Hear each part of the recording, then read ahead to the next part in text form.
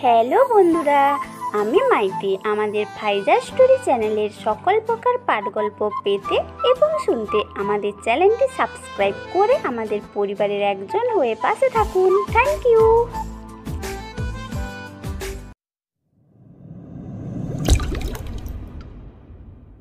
শীতের সময় চারপাশে ফুরফুরে বাতাস, কিছুটা ঠান্ডা ঠান্ডা আবহাওয়া, মনটা একদম শীতল হয়ে যাচ্ছে। ওর মনটা আজ খুব খারাপ, কারণ ওর বাড়ির কথা খুব মনে পড়ছে। এতদিন ভালোই ছিল, কিন্তু আজ হঠাৎ নিজের বাবাকে সামনে দেখে পুরনো স্মৃতি মনে পড়ে গেছে। ছাদের উপর দাঁড়িয়ে আছে, দূরের রাস্তার অলিগলি দিয়ে রাস্তা দিয়ে গাড়ি চলচল করতে ব্যস্ত। সবাই নিজেদের গাড়ি কর্মস্থলে থেকে বাসায় ফিরছে। হঠাৎ নিজের কাঁধের উপর কারোর স্পর্শ পেল। পেছনে ঘুরে তাকিয়ে দেখে ওর জন্মদাতা পিতা, যাকে কিনা ও অনেক বছর পর নিজের খুব কাছ থেকে দেখছে। কোনো এক মিথ্যা অপবাদের জন্য আজ ও নিজের পরিবার থেকে অনেক দূরে। বাবার দিকে ঘুরতেই মাহিমকে থাপ্পড় বসিয়ে দিল তার বাবা। বাবার হাতে থাপ্পড় খেয়ে মাহিম মাথা নিচু করে নিল। এখানে তার কিছু বলা নেই, নিজের বাবা মারছে তো কি আর বলবে। নিজের বাবা মা, নিজের পরিবারের উপর তোর এত কিসের রাগ অভিমান যে 8 বছর হয়ে যাচ্ছে তোর বাসায় যেতে ইচ্ছে করে না? আমাদের কথা কি তোর মনে পড়ে না? আপনাদের কথা আমার কেন মনে পড়বে? তাছাড়া আমার মা বাবা নেই। এটা বলেই মাহিম আবার অন্যদিকে ঘুরে দাঁড়ালো। সালাম সাহেব মাহিমের পাশে এসে দাঁড়ালো। আমাদের উপর এখনো রাগ করে আছিস? আপনাদের উপর আমি কেন রাগ করব? আচ্ছা, এসব বাদ দে। তুই আমার সাথে কাল বাসায় যাবি। আমি আর ওই বাসায় ফিরবো না। তোকে ফিরতে হবে। আর 1 সপ্তাহ বাদে তোর ছোট বোনের বিয়ে। তোকে খুব করে সেখানে আনতে বলেছে, কিন্তু আমি ছিলাম নিরুপায়। তোর কোনো খোঁজ জানতাম না, কিন্তু রাজনীতির কাজে ঢাকায় আসলে তোরে দেখতে পাই আর অনেক খোঁজ নিয়ে জানতে পারি তুই এখানেই থাকিস, তাই চলে আসলাম। আমার মতো একজন পাপী ছেলে সেখানে না থাকলেও চলবে। দেখ, আমি আর তোর মায়ের সম্পূর্ণ বিশ্বাস ছিল তুই ওই কাজ করিসনি, কিন্তু কি করব বল, বাকিদের কথা শুনে আমার মাথা ঠিক ছিল না। পুরনো কথা আমি ভাবতে চাই না। আপনি আসছেন, একসাথে খাওয়া দাওয়া করবেন, ইচ্ছে হলে থাকবেন, আর না হলে তারপর। আমি তোর থেকে এত কথা শুনতে চাই না। তুই যাবি মানে যাবি। মাহিম নিজের বাবাকে কিছু বলতে যাবে, এমন সময় তার কাছে একটা কল আসলো। ফোনের দিকে তাকিয়ে একবার তাকিয়ে সে নিজের বাবার কাছ থেকে একটু সরে গিয়ে ফোন রিসিভ করলো। কিছু সময় কথা বলে আবার তার বাবার কাছে ফিরে আসলো। কে ফোন করছিল? আমার এক বন্ধু। আচ্ছা নিচে চলুন, আমাকে একটু বাইরে যেতে হবে। আমি কাজের মাসিকে সবই বলে যাচ্ছি। আমার কথা কিন্তু এখনো শেষ হয়নি। আপনাদের সাথে পরে কথা হবে, আমার এখন যেতে হবে। মাহিম তার বাবাকে নিজের ফ্ল্যাটে রেখে কোথাও একটা চলে গেল। তারপর চারিদিকে রাতের অন্ধকার নেমে গেছে। ঝিঝি পোকা ঝিঝি করে ডাকছে। ফাঁকা রাস্তা, পুরো শুনশান। এই ফাঁকা রাস্তায় খুব জোরে গাড়ি চালিয়ে যাচ্ছে এক আগন্তুক। হয়তো জীবনে তার কোনো মরার ভয় নেই, এই জন্য হয়তো এত স্পিডে গাড়ি চালাচ্ছে। তার গায়ে রয়েছে নেভি ব্লু কালারের হুডি পোশাক, মুখে অদ্ভুত মাস্ক, যেটাই শুধু তার চোখ আর এক সাইডের মুখে কিছু অংশ দেখা যাচ্ছে, কিন্তু বোঝার উপায় নেই যে কে এই আগন্তুক। আগন্তুক কিছু সময় পর লোকালয় থেকে অনেক দূরে চলে আসলো, আর কিছু দূরে এসে ছোট একটা জঙ্গল, যেখান থেকে জঙ্গলের মাঝে প্রবেশ করলো। সেখানে একটা বট গাছ আছে। নিজের বাইক নিয়ে একদম সেই গাছের কাছে চলে আসলো। তারপর গাছের কাছে গিয়ে নিজের হাতের ছাপ দিল। সাথে সাথেই একটা বড় দরজা তৈরি হয়ে গেল। আগন্তুক সেই দরজা দিয়ে ভেতরে প্রবেশ করলো। ভিতরে প্রবেশ করার সাথে সাথেই এক অন্য জগতে চলে আসলো, যেটা আগন্তুকের একদম নিজের তৈরি করা একটা জায়গায়। কিছু সময় বাইক চালিয়ে কিছু দূর অতিক্রম করলো। চারপাশে নামি দামি অস্ত্র, কম্পিউটার আছে, আর আশেপাশে রয়েছে তার বাহিনী। আগন্তুক গাড়ি থেকে নামার সাথে সাথে সেখানে উপস্থিত হলো তার ডান হাত এনকে। আসসালামু আলাইকুম ভাই, কেমন আছেন? ওয়ালাইকুম আসসালাম। আলহামদুলিল্লাহ ভালো। আমি যে কারণে এসেছি। চলেন ভাই, রুমে গিয়ে কথা বলি। হুম।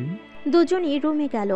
আপনাকে যে খবর দেওয়ার ছিল সেটা দিয়ে দিয়েছি, তবু আপনি এখানে আসার কারণ? তুমি নিশ্চয় জানো আমি কোনো কারণ ছাড়া কিছু করি না, তবুও বোকার মতো কথা বলছো। সরি ভাই। আমি তোমার থেকে কাঙ্ক্ষিত খবর পেয়েছি। এখন আমাকে একটা কাজের জন্য বাইরে যেতে হবে, আর আমি যতদিন না ফিরব সব কিছু তোমাকে সামলাতে হবে। ঠিক আছে ভাই, কিন্তু কোথায় যাবেন? সেই কাজের মূল কি তাকে ধরতে নাকি? হ্যাঁ, আমি তাকে খুঁজে বের করব। কে এমন দেশে মাঝে বেআইনি কাজ করছে, আর রাজনীতি নিয়ে কে এত কূটনৈতিক কাজ করছে, খারাপ কাজ করছে, আমি বের করেই ছাড়ব। তাছাড়া আমার আরও একটি কাজ আছে, তাই সেখানে আমার যেতে হবে। ঠিক আছে ভাই, আপনি যেটা ভালো মনে করেন। দরকার হলে আমাকে কিন্তু অবশ্যই জানাবেন। হ্যাঁ, আমার দরকার পড়বেই। তোমরা সব সময় রেডি থাকবে। আমি কল দেওয়া মাত্র সেখানে এসে হাজির হবে। হুম। ডেডলি বয়েজ লিডার এমকে ডান হাত এনকের সাথে কথা বলছিল। নিজের কথাবার্তা শেষ করে সে সিক্রেট জায়গা থেকে বেরিয়ে গেল। তারপর মাহিম রাতে বাড়ি ফিরল। বাড়িতে এসে দেখলো যে তার বাবা এখনও জেগে আছে। কি হলো, আপনি এখনো জেগে আছেন কেন? খালা ওনাকে খেতে দিয়েছেন? না, অনেকবার খেতে বলেছি, কিন্তু উনি আপনার জন্য অপেক্ষা করছেন। আপনার অপেক্ষা করা উচিত হয়নি। অনেকদিন তোর সাথে খাওয়া হয়নি, তাই অপেক্ষা করছি। তাড়াতাড়ি ফ্রেশ হয়ে আয়। খালা, তুমি খাবার রেডি করো, আমি ফ্রেশ হয়ে আসছি। এটা বলে মাহিম নিজের রুমে চলে আসলো। তারপর ফ্রেশ হয়ে খাবার টেবিলে চলে আসলো। আসুন, অনেক রাত হয়েছে, তাড়াতাড়ি খেয়ে নিন। মাহিমের ডাক শুনে সালাম খাবার টেবিলে আসলো। মাহিমের বাবা এসেছে, তাই মাহিম রান্না করার খালাকে সব ভালো ভালো খাবার রান্না করতে বলেছিল। মাহিমের কথা অনুযায়ী খালা সব রান্না করেছে। খাবার টেবিলে ভরা। সালাম মাহিমের সামনে এসে বসলো। খালা, ওনাকে খাবার তুলে দিন। মাহিমের কথা অনুযায়ী তিনি খাবার দিতে লাগলো। মাহিম খাওয়া শুরু করলেও সালাম খাচ্ছে না। কি হলো, আপনি খাচ্ছেন না কেন? আমি খাবো, যদি তুমি আমার কথা রাখো। আমি কি কথা রাখবো? আমি বেঁচে থাকতে আর সে বাড়িতে পা রাখছি না। তুমি যদি বাড়িতে না যাও, তাহলে আমিও ভাত খাবো না, আর না এই ঢাকা শহর থেকে যাব। আর আমি না গেলে তোমার বোনের বিয়ে হবে না। আর বিয়ে না হলে বুঝতেই পারছো, সবাই তোমার বোনের নামে আমার নামে কি বলবে। লোকে বলবে এমপি মেয়ের বিয়ে না দিয়ে পালিয়েছেন। আমি গেলে তো আরও বেশি সমস্যা হবে। খারাপ ছেলে যদি আপনার মেয়ের বিয়ে ভেঙে যায়। কিচ্ছু হবে না, আমি সব সামলে নিব। তুমি শুধু রাজি হয়ে যাও। সালামের কথা শুনে মাহিম কিছু একটা চিন্তা করলো। মাহিমকে ভাবতে দেখে সালাম তার দিকে তাকিয়ে রইল। আচ্ছা ঠিক আছে, আমি যেতে রাজি আছি, কিন্তু আমি বিয়ের আগের দিন যাব। আশা করছি এটা নিয়ে আর কোনো কথা বলবেন না। আচ্ছা ঠিক আছে, তাই হবে। তুমি যেতে রাজি হয়েছো, এটাই অনেক। মাহিম আর সালাম খাওয়া শুরু করলো। খাওয়া দাওয়া শেষ করে মাহিম রুম দেখিয়ে দিল। তারপর মাহিমের বাবা চলে গেছে আজ 5 দিন হলো। মাহিম নিজের সকল কিছু গুছিয়ে নিয়ে বের হলো বাসা থেকে। ছোট্ট একটা ব্যাগে সব কিছু নিয়েছে। বাসা থেকে বের হয়ে মাহিম একটা রিক্সা নিল। চারপাশে সবাই নিজের কাজ করতে ব্যস্ত, নিজেরা নিজের গোপনার্থে যাচ্ছে। মাহিম আশেপাশে তাকিয়ে দেখছে। মাহিমের চুলগুলো একটু বড়, তাই বাতাসে উড়ে যাচ্ছে। কিছু কিছু উড়ে মাহিমের চোখের উপর পড়ছে। খানিক সময় বাদে মাহিম একটা বড় বিল্ডিংয়ের সামনে চলে আসলো। এখানে কেন আসছে সেটা একটু পরেই জানতে পারবেন। মাহিম ভাড়া মিটিয়ে দিয়ে সেই বাড়ির ভিতরে প্রবেশ করলো কোনো বাধা ছাড়াই। মাহিম গিয়ে কলিং বেল চাপলে একজন লোক এসে দরজা খুলে দিল। কেমন আছেন ছোট সাহেব? আমি ভালো আছি, আপনি কেমন আছেন?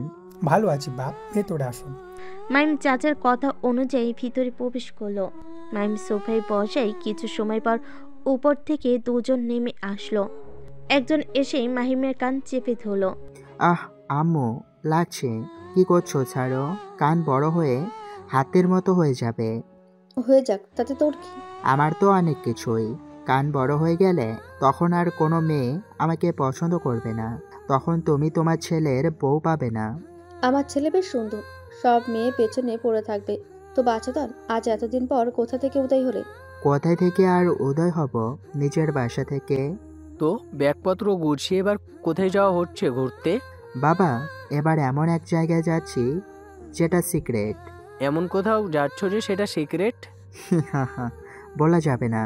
তুই আমার একমাত্র ছেলে, তাহলে তুই আমাকে রেখে কেন ঘুরে বেড়াস? মা, এক্ষুনি তো সময়, কাজের ভেতর গেলে তখন তো আর পারবো না। রাবিয়া, মাহিম একদম ঠিক বলেছে। তাছাড়া তুমি জানো তো কয়েক মাস পর তার দায়িত্ব শুরু। মাহিম তার বাবা মার সাথে কথা বলে নাস্তা করে সেই বাড়ি থেকে বের হলো। তারপর বড় একটি বাস, শ্যামলী, সেই বাসে করে মাহিম নিজের গ্রামের উদ্দেশ্যে রওনা দিয়েছে। বাস চলতে শুরু করেছে। কয়েকটি স্টপ পার হবার পরে টাঙ্গাইল থেকে একটি মেয়ে বাসে উঠল। কোনো জায়গায় সিট ছিল না, এজন্য মেয়েটি এসে মাহিমের পাশে বসলো। মাহিমের সেই দিকে কোনো খেয়াল নেই, সে এক দৃষ্টিতে বাইরে তাকিয়ে আছে। কিছু সময় পর মাহিম বলল যে তাকে কেউ খোঁচা মারছে। প্রকৃতি দেখায় এতটাই ব্যস্ত ছিল যে মাহিমকে কেউ ডাকছে সেটা সে খেয়ালই করেনি। বিরক্ত হয়ে মাহিম পাশে তাকালো, দেখলো যে মেয়েটি তাকে ডাকছে। মাহিম নিজের কান থেকে ইয়ারফোন খুলে ফেলল। কি হলো, কিছু বলবেন আপনি? এভাবে খোঁচা দিচ্ছেন কেন? আপনাকে এই জন্য খোঁজা দিচ্ছি যে কখন থেকে আপনাকে ডাকছি কিন্তু আপনি শুনতে পাচ্ছেন না। ও আচ্ছা, তো কি জন্য ডাকছেন? আসলে অনেকটা পথ জার্নি করতে গেলে আমি চুপ করে থাকতে পারি না। কারোর সাথে না কারোর সাথে কথা বলতে ভালো লাগে, কিন্তু আপনার সাথে কথা বলবো তো আপনি তো অন্যদিকে ঘুরে আছেন। যখন কারোর সাথে কথা না বলে থাকতে পারো না, তখন আরেকজনকে নিয়ে আসতে কি হয় যত সব? রাগ করছেন কেন? আপনি একটু তো পথে কথা বলবেন। আমি অপরিচিত কোনো মেয়ের সাথে কথা বলি না। পরিচয় হতে কত সময় লাগবে? আমি শাপলা, আপনি? মাহিম হাত বাড়িয়ে দিল। মাহিম মেয়েটির হাতের দিকে একবার তাকিয়ে মেয়েটির মুখের দিকে তাকালো। মেয়েটির চোখ দুটো দেখা যাচ্ছে শুধু, চোখ দুটো টানা টানা, চোখের মনিটা একটু ডিপ কালারের, দেখতে অসম্ভব সুন্দর লাগছে। এই চোখের মায়া নিশ্চিত কোনো পুরুষ পড়লে সেই মায়া থেকে কোনো ছেলে বের হতে পারবে না। মায়ের জিনিসটা খুবই ভয়ঙ্কর। তার সাথে সাথে মাহিম চোখ ফিরিয়ে নিল। মাহিম হাত মেলালো না দেখে মেয়েটি নিজের হাত সরিয়ে নিল। এত ভাব কেন আপনার? নিজে থেকে পরিচয় হতে এসেছি বলে ভাব দেখাচ্ছেন? আচ্ছা, আমার সাথে পরিচয় হলেন না, ভালো কথা। তো আপনি কোথায় যাচ্ছেন? কুষ্টিয়াতে যাচ্ছি। এটা বলে মাহিম আবার জানালার দিকে মুখ ঘুরিয়ে বাইরের পরিবেশ দেখতে লাগলো। মেয়েটির হয়তো বিরক্ত হলো, তাই মাহিমকে আবার বলল, আপনি জানতে চাইবেন না আমি কোথায় যাচ্ছি? প্রয়োজন মনে করি না। ঠিক আছে, আপনার জিজ্ঞেস করতে হবে না, আমি উত্তর দিচ্ছি। আমিও কুষ্টিয়াতে যাচ্ছি। ভালো। মাহিম আবার চুপ হয়ে গেল। মেয়েটি তো নিজে চুপ থাকতে পারছে না, তাই খুবই বিরক্ত মাহিমের চুপ থাকাতে। মাহিম কানে ইয়ারফোন দিয়ে গান শুনতেছিল। মেয়েটি সেই ইয়ারফোন কান থেকে খুলে দিল। এই যে, আপনি তো বিরক্ত করছেন কেন? আমাকে একটু শান্তিতে একটু জার্নি করতে দেন। মাহিম একটু ধমক দিয়ে কথা বলল। একটু ধমকে মেয়েটি ফোপাতে লাগলো। এই যে, আপনি কান্না করছেন কেন? আপনি আমাকে ধমক দিলেন কেন? আমি এখন বাসের সবাইকে ডেকে বলবো যে আপনি আমাকে বকা দিয়েছেন, তখন দেখবেন সবাই মিলে আপনাকে কেমন গণধোলাই দেয়। আচ্ছা ঠিক আছে, সরি। আমি আপনার কাছে মাপ চাই। আমি আপনাকে মাফ করতে পারি একটা শর্তে। কি শর্ত? যত সময় না পর্যন্ত আমি বাস থেকে নামবো তত সময় আমার সাথে কথা বলতে হবে। মাহিম বলল চিপকায়। এমনিতেই মাহিম সবসময় চুপচাপ থাকতে পছন্দ করে, একাকিত্ব তার খুব পছন্দ। কিন্তু এই মেয়ে তার পাশে বসে বকবক করেই চলেছে। এই জন্য মাহিমের প্রচণ্ড বিরক্ত লাগছে। না পারছে কিছু করতে, আর না পারছে কিছু বলতে। কি হলো, আপনি চুপ করে আছেন কেন? কি এত ভাবছেন? আচ্ছা ঠিক আছে, আমি আপনার সাথে কথা বলতে রাজি আছি। মেয়েটি হাসলো কিনা বোঝা গেল না, কিন্তু তার চোখ দুটো দেখে মনে হচ্ছে সে খুবই খুশি। মাহিম মেয়েটির দিকে না তাকিয়ে নিজের ফোনে মনোযোগ দিল।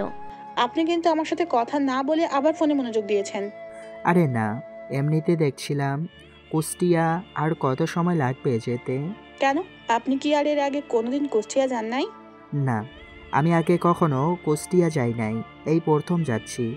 সমস্যা নেই, আমার বাসা কুষ্টিয়াতে, আমি সব চিনি কুষ্টিয়ার। আর 2 থেকে 3 ঘন্টা লাগবে যেতে। ও আচ্ছা। আপনি কি জন্য যাচ্ছেন? এই তো একটি দরকারি কাজে যাচ্ছি। আপনি কেন যাচ্ছেন? আমার চাচাতো বোনের বিয়ে, এই জন্য বাসায় যাচ্ছি। আসার পথে হঠাৎ গাড়িটি নষ্ট হয়ে গিয়েছিল, তাই গাড়ি আবার চেঞ্জ করলাম। ও আচ্ছা। মাহিম আবার চুপ। মেয়েটি ভাবলো যে এই ছেলেটি আগাগোড়া কেমন চুপচাপ থাকে। আপনি কি এমন চুপ থাকায় পছন্দ করেন? আপনার হঠাৎ এখন প্রশ্ন কেন? না, এই যে কেমন কথা না বলে আবার চুপ হয়ে গেলেন। আমি তো সবকিছু জিজ্ঞেস করছি, আপনি তো কিছুই বলছেন না। কই কিছু বলছি না, এই যে আপনার সাথে কথা বলছি। তো ঢাকা কোথায় থাকেন আপনি? ঢাকা ও ফার্মগেটে। আমিও তো সেখানে থাকি, কিন্তু আপনাকে তো কোনোদিন দেখিনি। ঢাকা শহরে যত মানুষ, সেই ভিড়ে আমাকে কিভাবে দেখবেন? কথা বলতে বলতে কখন যে 2 ঘন্টা পার হয়ে গেল তারা দুজনেই বুঝতে পারল না। শাপলা নামের মেয়েটি মাহিমের কাছ থেকে বিদায় জানিয়ে চলে গেল। মাহিম যেন হাঁপ ছেড়ে বাঁচল। মাহিম বাস থেকে নামলো। কুষ্টিয়া শহরে পা দেওয়ার সাথে সাথেই তার কিছুটা অনুভূতি হলো যে নিজের জন্মভূমি, নিজের এলাকায় পা দিয়েছে। সাথে কিছু পুরনো অতীত নিজের চোখের সামনে ভাসতে লাগলো। সেসব ভাবনা বাদ দিয়ে মাহিম আশেপাশে দেখতে লাগলো। সব কিছু পরিবর্তন হয়ে গেছে। তারপর নিজের জন্মস্থান, নিজের শহরে অনেক বছর পর পা দিল মাহিম। চারপাশটা তার কাছে খুবই অচেনা, কিছুই চেনে না সে। হাঁটতে হাঁটতে একটি দোকানের কাছে চলে আসলো। দোকানদারের কাছে একটি সিগারেট চাইলো। মাহিমকে দোকানদার সিগারেট দিল। সিগারেট নিয়ে ধরিয়ে দুটো টান দিয়ে ধোয়া বাতাসে ছিঁড়ে দিল। সিগারেট খেতে খেতে দোকানদারকে বিল পরিশোধ করে দিল। তখন ভাবতে লাগলো সে কোন দিকে যাবে, কারণ এখানে চারিদিকে রাস্তা। তার কিছুই মনে নেই যে এখানে কোন দিক দিয়ে যেতে হবে নিজের বাসার দিকে। আচ্ছা আঙ্কেল, এখানে এমপি সালাম চৌধুরীর বাসাটা কোথায়? আপনি এখানে এমপির বাসায় যেতে এসেছেন? কোন দিকে বলতে পারবেন? হ্যাঁ, বলতে পারবো না কেন? তিনি একজন গণ্যমান্য ভালো ব্যক্তি, তার বাসা কেনা চেনে। আপনি ওই সামনে অটো স্ট্যান্ডে গিয়ে এমপির বাসায় যাবে এটা বলেন, আপনাকে তারা নিয়ে যাবে। আচ্ছা ঠিক আছে আঙ্কেল, ধন্যবাদ। মাহিম সিগারেটটা সম্পূর্ণ টেনে রাস্তায় ফেলে দিল। তারপর পা দিয়ে পিষে ফেল। পকেটে এক হাত ঢুকিয়ে সামনের দিকে হেঁটে চলো। কাঁধে তার স্কুল ব্যাগ, যেখানে কিছু জামা কাপড় আছে। হাঁটতে হাঁটতে অটো স্ট্যান্ডে চলে আসলো। ভাইয়া, আপনি কি আমাকে এমপি সালাম চৌধুরীর বাড়িতে নিয়ে যেতে পারবেন? অটোর মাঝে এক ব্যক্তি শুয়েছিল। তাকে দেখে মাহিম কথাটি বলল। লোকটি হয়তো অটো ড্রাইভার। মাহিমের কথাটি শুনে সোজা হয়ে বসলো এবং মুখের দিকে তাকিয়ে রইল। হ্যাঁ যাবো তো, আপনি উঠে বসুন। লোকটি কথা বলে নেমে দাঁড়ালো। মাহিম অটোতে উঠে বসলো। কিছু সময়ের মাঝে অটো ড্রাইভার নিজের অটো চালাতে লাগলো। 15 মিনিট পর একটি গ্রামের রাস্তায় প্রবেশ করলো। সেখানে 5 মিনিট অটো চালানোর পর একটি বড় বাড়ির সামনে এসে থামলো। বাড়িতে চারপাশে লাইটিং করা এবং রাস্তা জুড়ে লাইটিং দেখে মনে হচ্ছে ভালোই আয়োজন করা হয়েছে। ড্রাইভার সেই বাড়ির সামনে গাড়ি দাঁড় করালো। নামেন মামা, আমরা চলে এসেছি। এটাই এমপি সালাম চৌধুরীর বাসা। মাহিম অটো থেকে নেমে অটোওয়ালার ভাড়া মিটিয়ে দিল। তারপর বাড়ি থেকে ঘুরে এক দৃষ্টিতে সেদিকে তাকিয়ে রইল। এই বাড়ি থেকে 8 বছর আগে তাকে বের করে দেওয়া হয়েছিল কোনো এক মিথ্যা অপবাদে। আজ সেখানে তাকে আসতে হয়েছে নিজের বাবার অনুরোধে। মাহিম সেখানে দাঁড়িয়ে না থেকে গুটি গুটি পায়ে বাড়ির দিকে এগিয়ে চলল। দারোয়ান মাহিমকে আগে থেকে জানে, তাই তাকে দেখার সাথে সাথেই তার দেখে এগিয়ে আসলো। আপনাকে কেমন যেন চেনা চেনা লাগছে স্যার। আঙ্কেল, আপনি আমাকে ভুলে গেছেন। আমি হলাম এই বাড়ির ছোট ছেলে। আরে বাবা মাহিম, তুমি এতকাল কোথায় ছিলে? তোমাকে স্যার খুঁজতে খুঁজতে হয়রান হয়ে গিয়েছিল। এই তো ঢাকাতে ছিলাম। দুজন কথা বলছিল। এমন সময় বাড়ির ভেতর থেকে সালাম চৌধুরী বেরিয়ে আসলো। বাইরে এসে দেখলো যে দারোয়ানের সাথে মাহিমের মতন কেউ কথা বলছে, তাই দ্রুত তার দিকে এগিয়ে আসলো। তিনি কাছে এসে তো অবাক হয়ে গেল, কারণ দারোয়ানের সাথে মাহিম দাঁড়িয়ে আছে। তিনি দ্রুত গিয়ে তাকে জড়িয়ে ধরল। তুই আসছিস মাহিম, আমি অনেক খুশি হয়েছি তোর আশাতে। তাড়াতাড়ি ভিতরে চল, তোর বোনকে তুই হলুদ দিবি। না বাবা, আমি আমার বোনকে হলুদ দিতে পারবো না। তুমি আমাকে একটি রুম দেখিয়ে দাও, আমি সেখানে চলে যাই। সেটা বললে তো হবে না, আমি যেটা বলছি সেটাই তোকে শুনতে হবে। ছোটবেলা থেকেই মাহিম তার বাবাকে ভয় পায়, তাই তার বাবার সাথে আর কথা বাড়লো না। মাহিমের হাত ধরে তার বাবা এগিয়ে নিয়ে যেতে লাগলো যেখানে তার মেয়ে মায়াকে হলুদ দেওয়া হচ্ছে। স্টেজের কাছে আসতেই মাহিম দেখতে পেল যে এখানে সবাই দাঁড়িয়ে আছে, তার মা, তার বড় ভাই এবং তার চাচারা সবাই। মাহিমকে এখানে দেখে সবাই অবাক হলো। তার সাথে মাহিমের মাও ও বোনও। মায়া কান্না করে দিল। সালাম মাহিমের হাত ছেড়ে দিল। মাহিম আস্তে আস্তে করে তার বোনের কাছে এগিয়ে গেল। মায়াকে কান্না করতে দেখে মাহিম তার চোখের পানি মুছে দিল। তারপর হলুদের বাটি থেকে একটু হলুদ নিয়ে তার বোনের গালে ছুঁয়ে দিল। হলুদ দেওয়া হয়ে গেলে মায়া উঠে তার ভাইকে জড়িয়ে ধরে কান্না শুরু করে দিল। আশেপাশে যারা ছিল তারা তো বেশি অবাক হয়ে গেছে যে কে এই ছেলে। ছেলে পক্ষ থেকে আসে একটি ছেলে এসে মাহিমকে মায়ের থেকে ছাড়িয়ে দিল। থাপ্পড় মারতে গিয়েও কি ভেবে যেন হাত নামিয়ে নিল। কে তুমি? আর মায়া তোমাকে জোরে ধরার সাহস কিভাবে পেল? মিস্টার, আমি কে সেটা মায়ের কাছ থেকে জিজ্ঞেস করে নেবেন। এটা বলে মাহিম সেখান থেকে চলে আসতে লাগলো। ভাইয়া, তুই আমাকে ছেড়ে যাস না, আবার কোথায় চলে যাচ্ছিস? মায়ের মুখে ভাইয়া ডাক শুনে ছেলেটা বুঝতে পারলো যে এটা তার ভাই, কিন্তু তার মুখে যে কোনো প্রশ্ন লেগে আছে, সেটা দেখে বোঝা যাচ্ছে। মায়া, এটা তোমার কেমন ভাই? আগে তো কখনো দেখিনি। এটা আমার আপন ছোট ভাই। মায়ের দৌড়ে গিয়ে মাহিমের হাত চেপে ধরে।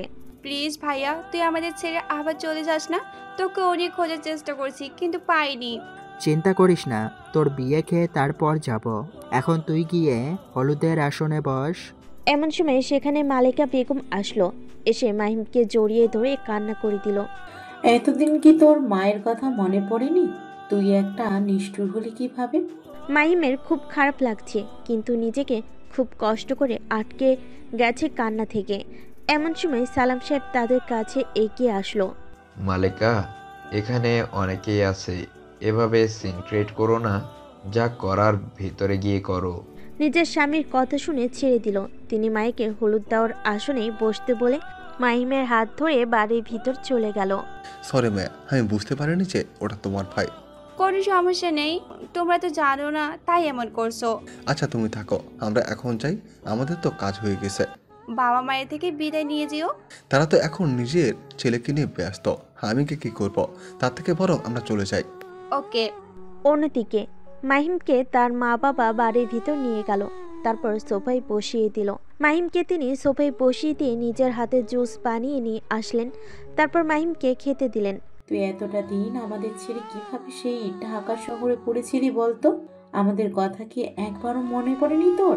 মনে পড়তো, কিন্তু নিজের মধ্যে শক্ত করে রেখেছিলাম, যেন আমার মতো পাপী মুখ তোমাদের আর দেখাতে না হয়। এই জন্য আর আসিনি। আমি আর না তোমাদের সাথে যোগাযোগ রেখেছি। ইচ্ছে করছে তোকে থাপ্পড় দিয়ে গাল দুটো লাল করে দিই। এবার যখন আসছিস তখন আমি তোরে আর যেতে দেব না, তুই আমার কাছে থেকে যাবি। না মা, মায়ার বিয়ের হয়ে গেলে আমি এখান থেকে চলে যাব। আমি চাই না আমার জন্য এখানে আবার অন্য কিছু ঘটুক। আমাকে ছেড়ে যাওয়ার কথা বললে তোকে একদম থাপ্পড় লাগিয়ে দিব, শয়তান ছেলে। আহ মালেকা, এখন এইসব কথা রাখো তো, যা হবে বিয়ের পর দেখা যাবে। এখন মাহিমকে ওর রুম দেখিয়ে দাও। মালেকা বেগমকে নিয়ে উপরে চলে গেল। তারপর মাহিমের রুমে প্রবেশ করলো, যেখানে আগে মাহিম থাকতো। মাহিম ভিতরে প্রবেশ করে অবাক হয়ে গেল, কারণ রুমটা ঠিক আগের মতোই গোছানো আছে। আমি জানতাম তুই একদিন না একদিন ফিরে আসবি, তাই রুমটা ঠিক আগের মতোই রেখেছি। তুই এখন রেস্ট নে, আমি তোর বোনের কাছে যাচ্ছি। মালেকা বেগম চলে গেলেন, আর মাহিম নিজের ব্যাগটা রেখে ধপাস করে বিছানায় শুয়ে পড়ল। তারপর মাহিম নিজের রুমে এসে বিছানায় শুয়ে পড়ল। কখন যে মাহিম ঘুমিয়ে পড়েছে সে টেরই পায়নি। অন্যদিকে হলুদের অনুষ্ঠান শেষ করে সবাই বাড়ির ভিতরে প্রবেশ করলো। আত্মীয় স্বজন সবাই যে যার রুমে গেল। ড্রয়িং রুমে সবাই বুঝেছিল যারা বাড়ির লোক। সালাম, তোর ছেলে এখানে কিভাবে আসলো? আমার ছেলেকে আমি তো নিয়ে আসতে পারি বলো? আমার একমাত্র মেয়ের বিয়ে, আর আমার ছোট ছেলে থাকবে না? এটা কোনোদিন হয় বলো? তাই বলে তুই কি ভুলে গেছিস যে তোর ছেলে আমার মেয়ের সাথে কি করেছিল? দেখ রাজা আর শাহিন, তোরা দুজন এটা ভুলে যাস না যে নীলা শব্দ স্বীকার করছিল। তোমরা এখন এইসব কথা রাখো। আমার ছেলে এতদিন পর বাসায় এসেছে, আমি আর এসব শুনতে চাই না।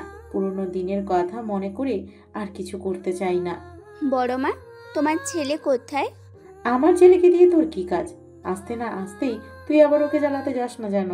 আমার তো খেয়ে দিয়ে কাজ নেই, তোমার ছেলেকে আমি জ্বালাতে যাব? গিয়ে দেখ মাহিমের রুমে আছে। তাহলে আর তার সাথে দেখা করতে যাচ্ছি না, পরে কোনো এক সময় দেখা করে নেব। আমি এখন বাসায় যাচ্ছি। আচ্ছা, আমরা এখন বাসায় যাই, বিকেলের দিকে আবার আসবো। তোকে আমি বলেছিলাম যে আমার মেয়ের বিয়ে, এই কয়েকদিন তুই আমাদের বাসায় থাকবি, তবুও শুনলি না। আরে ভাই, আমার বাসা আর তোর বাসা কি অনেক দূরে নাকি যে গিয়ে আসতে পারো না? বাসায় তো আছি। রাজা আরো কিছু সময় কথা বলে নিজের স্ত্রী আর মেয়েকে নিয়ে বাড়ি থেকে বেরিয়ে গেল। রাজা হলো সালাম চৌধুরী খুবই ঘনিষ্ঠ একজন বন্ধু, আর তার মেয়ের নাম বৃষ্টি। মাহিমের সাথে একসময় পড়তো। মা, আমি এখন ওই হলুদের শাড়ি খুলে ফ্রেশ হইনি। ঠিক আছে যা। নীলা, তুই আমার ছেলের কাছ থেকে দূরে থাকবি। আমি চাই না যে তোর জন্য আমার ছেলে আবার এই বাড়ি থেকে চলে যায়। তোমাকে ভয় পেতে হবে না বড় আম্মু, এখন আমার একটা ছেলে আছে, আমার সংসার আছে। তখনও তো ছোট ছিলাম, এই জন্য কিছু বুঝতে পারিনি। তোমরা কি নিয়ে এত কথা বলছো? আমি তো কিছুই বুঝতে পারছি না। তোর বুঝতে হবে না, তুই এখন ছোট মানুষ। বড়রা নিজেদের মধ্যে কথা বলতে লাগলো আর ছোটরা গান বাজনা করতে লাগলো। জোরে জোরে গান বাজছে। এদিকে এত জোরে গান বাজার জন্য ঘুম ছুটে গেল। মাহিম বিরক্ত হয়ে উঠে পড়ল। তারপর ওয়াশরুমে গিয়ে ফ্রেশ হয়ে এসে নিজের ড্রেস চেঞ্জ করে দিল। জানালা খুলে দেখলো যে প্রায় সন্ধ্যা হতে চলো। মাহিম নিজের রুম থেকে বেরিয়ে ছাদের দিকে হাঁটা ধরল। ছাদের গেট খোলা ছিল। মাহিম ভিতরে প্রবেশ করলো। চারপাশে অনেক লাইটিং জ্বলছে। ছাদটা খুবই সুন্দর লাগছে। মাহিম হাঁটতে হাঁটতে এক কোণে গিয়ে দাঁড়ালো। আকাশের দিকে তাকিয়ে ভাবতে লাগলো তার সাথে অতীতে কি কি ঘটে গেছে। 8 বছর আগে মাহিম একদিন দুপুরে নিজের রুমে শুয়েছিল। এমন সময় তার চাচাতো বোন নীলা তার রুমে আসলো। নীলা দেখতে অসম্ভব সুন্দর। চুলগুলো ছেড়ে দিলে তার প্রেমে হাবুডুবু খাবে। পাড়ার অনেক ছেলে আছে যারা নীলার সাথে প্রেম করতে চায়, কিন্তু নীলা তাদের সাথে শুধু টাইম পাস করে। অনেক ছেলের সাথে প্রেম করে তাদের ছেড়ে দিয়েছে। এজন্য নীলাকে মাহিম একটুও পছন্দ করে না। মাহিম, বৃষ্টি আর নীলা একই সাথে একই স্কুলে কলেজে পড়াশোনা করত। কিরে নীলা, তুই এই সময় আমার রুমে কেন? আর রুমের দরজা বন্ধ করছিস কেন? তোর সাথে আমার বোঝাপড়া আছে, এই জন্য রুমের দরজা বন্ধ করলাম, যেন কেউ আমাদের বিরক্ত করতে না পারে। তুই কি এমন কথা বলবি যে রুমের দরজা বন্ধ করা লাগলো? তুই তাড়াতাড়ি আমার রুম থেকে বের হয়ে যা। যা কথা বলার ছাদে গিয়ে বল। না, আমি তোর সাথে এখনই বলবো। দয়া করে তুই আমার রুম থেকে বেরিয়ে যা। ছোট মা ছোট বাবারা দেখলে কি বলবে? এসব আমি বুঝি না। তুই আমার সাথে প্রেম করবি কিনা তাই বল। তোর সাথে আমি কেন প্রেম করব? তোর তো বয়ফ্রেন্ডের অভাব নেই। কত ছেলের সাথে তুই প্রেম করিস, এমনকি আমার বন্ধু নাফিসের সাথেও তুই প্রেম করিস। আমি তো তোদের কাউকে ভালোবাসি না, আমি ভালোবাসি তোকে। তাই আমি প্রতিবার তোকে প্রপোজ করি, কিন্তু তুই প্রতিবারই আমাকে ফিরিয়ে দিস। দেখ নীলা, এসব ফালতু কথা শোনার টাইম নেই আমার। তুই আমার রুম থেকে বের হ। তুই আমার কথায় রাজি হবি না তো? না, তুই এখন যা। তাহলে দেখ আমি কি করি। এটা বলে নীলা নিজের কামিজের হাতা ছিঁড়তে লাগলো এবং মাহিমের দিকে এগিয়ে আসতে লাগলো। এসব দেখে খুবই অবাক হয়ে গেল। কিরে, তুই এইসব কি করছিস? নিজের জামার হাতার ছিঁড়ছিস কেন? আমার কথায় তো তুই রাজি হলি না, এবার দেখ আমি কি কি করি। নীলা কথাটি বলে একদম মাহিমের বিছানার কাছে চলে আসলো এবং মাহিমকে জড়িয়ে ধরলো। মাহিম অনেক ছাড়ানোর চেষ্টা করলো, কিন্তু কোনোভাবে সফল হতে পারল না। নীলা শুধু মাহিমকে জড়িয়ে ধরলো না, জোরে জোরে চিৎকার করে নিজের মা বাবা এবং মাহিমের মা বাবাকে ডাকতে লাগলো। নীলা, তুই আমাকে ছাড়া এসব কি করছিস? তোর মান সম্মান কিছু থাকবে না। সেটা পরে দেখা যাবে। তুই তো এমনিতেই আমার হলি না। লোক এমনিতেই বলে না, সোজা আঙুলে ঘি না উঠলে আঙুল ব্যাঁকা করতে হয়। নীলার চিৎকার শুনে সবাই মাহিমের রুমে চলে আসলো। কি হয়েছে নীলা? তুই মাহিমের রুমে কেন আর চিৎকার করছিস কেন? বড় আব্বু, তুমি আমাকে বাঁচাও। তোমার ছেলে আমাকে নষ্ট করার জন্য জোরাজুরি করতেছে। ভাই, আপনি দরজা ভেঙে ফেলুন, না হলে আমার মেয়ের কিছু হয়ে যাবে। শাহিনের কথা শুনে দুজন মিলে রুমের দরজা ভেঙে ফেলল এবং দেখলো যে মাহিম আর নীলা একে অপরকে জড়িয়ে ধরে আছে। এখানে কি করছে সেটা মাহিম আর নীলা ছাড়া কেউ জানে না, কিন্তু শরীরের শার্টটা ছেঁড়া থাকার জন্য বাড়ির সবাই বিশ্বাস করলো, যেটা নিজের চোখে দেখলো। নীলা দৌড়ে এসে তার মাকে জড়িয়ে ধরলো, নিজের সাথে জড়িয়ে ধরলো মালিকা। জানোয়ারের বাচ্চা, এই দিনটা দেখার জন্য তোকে আমি জন্ম দিয়েছিলাম, তুই আমার মান সম্মান কিছুই রাখলি না। এটা বলে মাহিমকে বিছানা থেকে তুলে ধাক্কা দিয়ে ফেলে দিল। সাথে সাথে মাহিমের মাথায় গিয়ে দরজার কোলে লাগলো এবং কেটে গেল। বাবা, বিশ্বাস করো, আমি নীলার সাথে কিছুই করি নাই। জোর করে আমার সাথে। একটা মেয়ের কাছে সবচেয়ে বড় জিনিস হলো তার ইজ্জত, আর তুই কিনা বলছিস যে নীলা নিজেই তার ইজ্জত নষ্ট করতে এসেছে, হারামজাদা। এটা বলে শাহিন মাহিমকে মারতে লাগলো। ভাই, আপনি যদি মাহিমকে এই বাড়ি থেকে বের করে না দেন, তাহলে আমি এই বাড়িতে থাকতে পারবো না। তুই কোনো চিন্তা করিস না শাহিন, এমন কোলাঙ্গার ছেলের জন্য আমার আর তোর মধ্যেও কোনো ফাটল ধরুক, সেটা আমি চাই না। এরই মাঝে রাজা, বৃষ্টি এবং বৃষ্টির মা মাহিমের বাসাতে চলে আসলো। মাহিমকে বেল্ট দিয়ে মারতে মারতে নিচে নিয়ে আসলো। কি হয়েছে? তুই এভাবে মারছিস কেন? বড় মা, কি হয়েছে? বড় আব্বা মাহিমকে এমন মারছে কেন? বৃষ্টির কথা শুনে তিনি মুখ ঘুরিয়ে নিলেন। নীলার দিকে তাকিয়ে বুঝতে পারল যে এখানে কি করেছে, সেই জন্য বৃষ্টি আর কিছু বলল না। সালাম, তুই তোর ছেলেকে বাড়ি থেকে বের করে দে। সামনে নির্বাচন, বাইরের কেউ যদি জানতে পারে যে তোর ছেলে এমন কুলাঙ্গার, তাহলে কেউ তোকে ভোট দেবে না। নিজের বন্ধুর এমন কথা শুনে সালাম চৌধুরী কিছু একটা ভাবলো, তারপর সেখান থেকে চলে গেল। তারপর কিছু সময় আগেও মাহিমের জীবন অনেক হাসিখুশি ছিল, কিন্তু খানিক বাদে যে নিজের জীবনে এমন অন্ধকার নেমে আসবে সেটা মাহিম ভাবতে পারেনি। মা, তোমরা বিশ্বাস করো, আমি এমন কিছু করতে চাইনি। তুই আমাকে মা বলে ডাকবি না, তোর ওই পাপি মুখে আমি মা ডাক শুনতে চাই না। মাহিম তার মায়ের পা জড়িয়ে নিল এবং তার মা নিজে পা সরিয়ে নিল। তোর ওই পাপি হাত দিয়ে আমাকে স্পর্শ করবি না। ছোট আম্মু, ছোট আব্বু, তোমরা তো বিশ্বাস করো নীলার সাথে কিছুই করিনি আমি।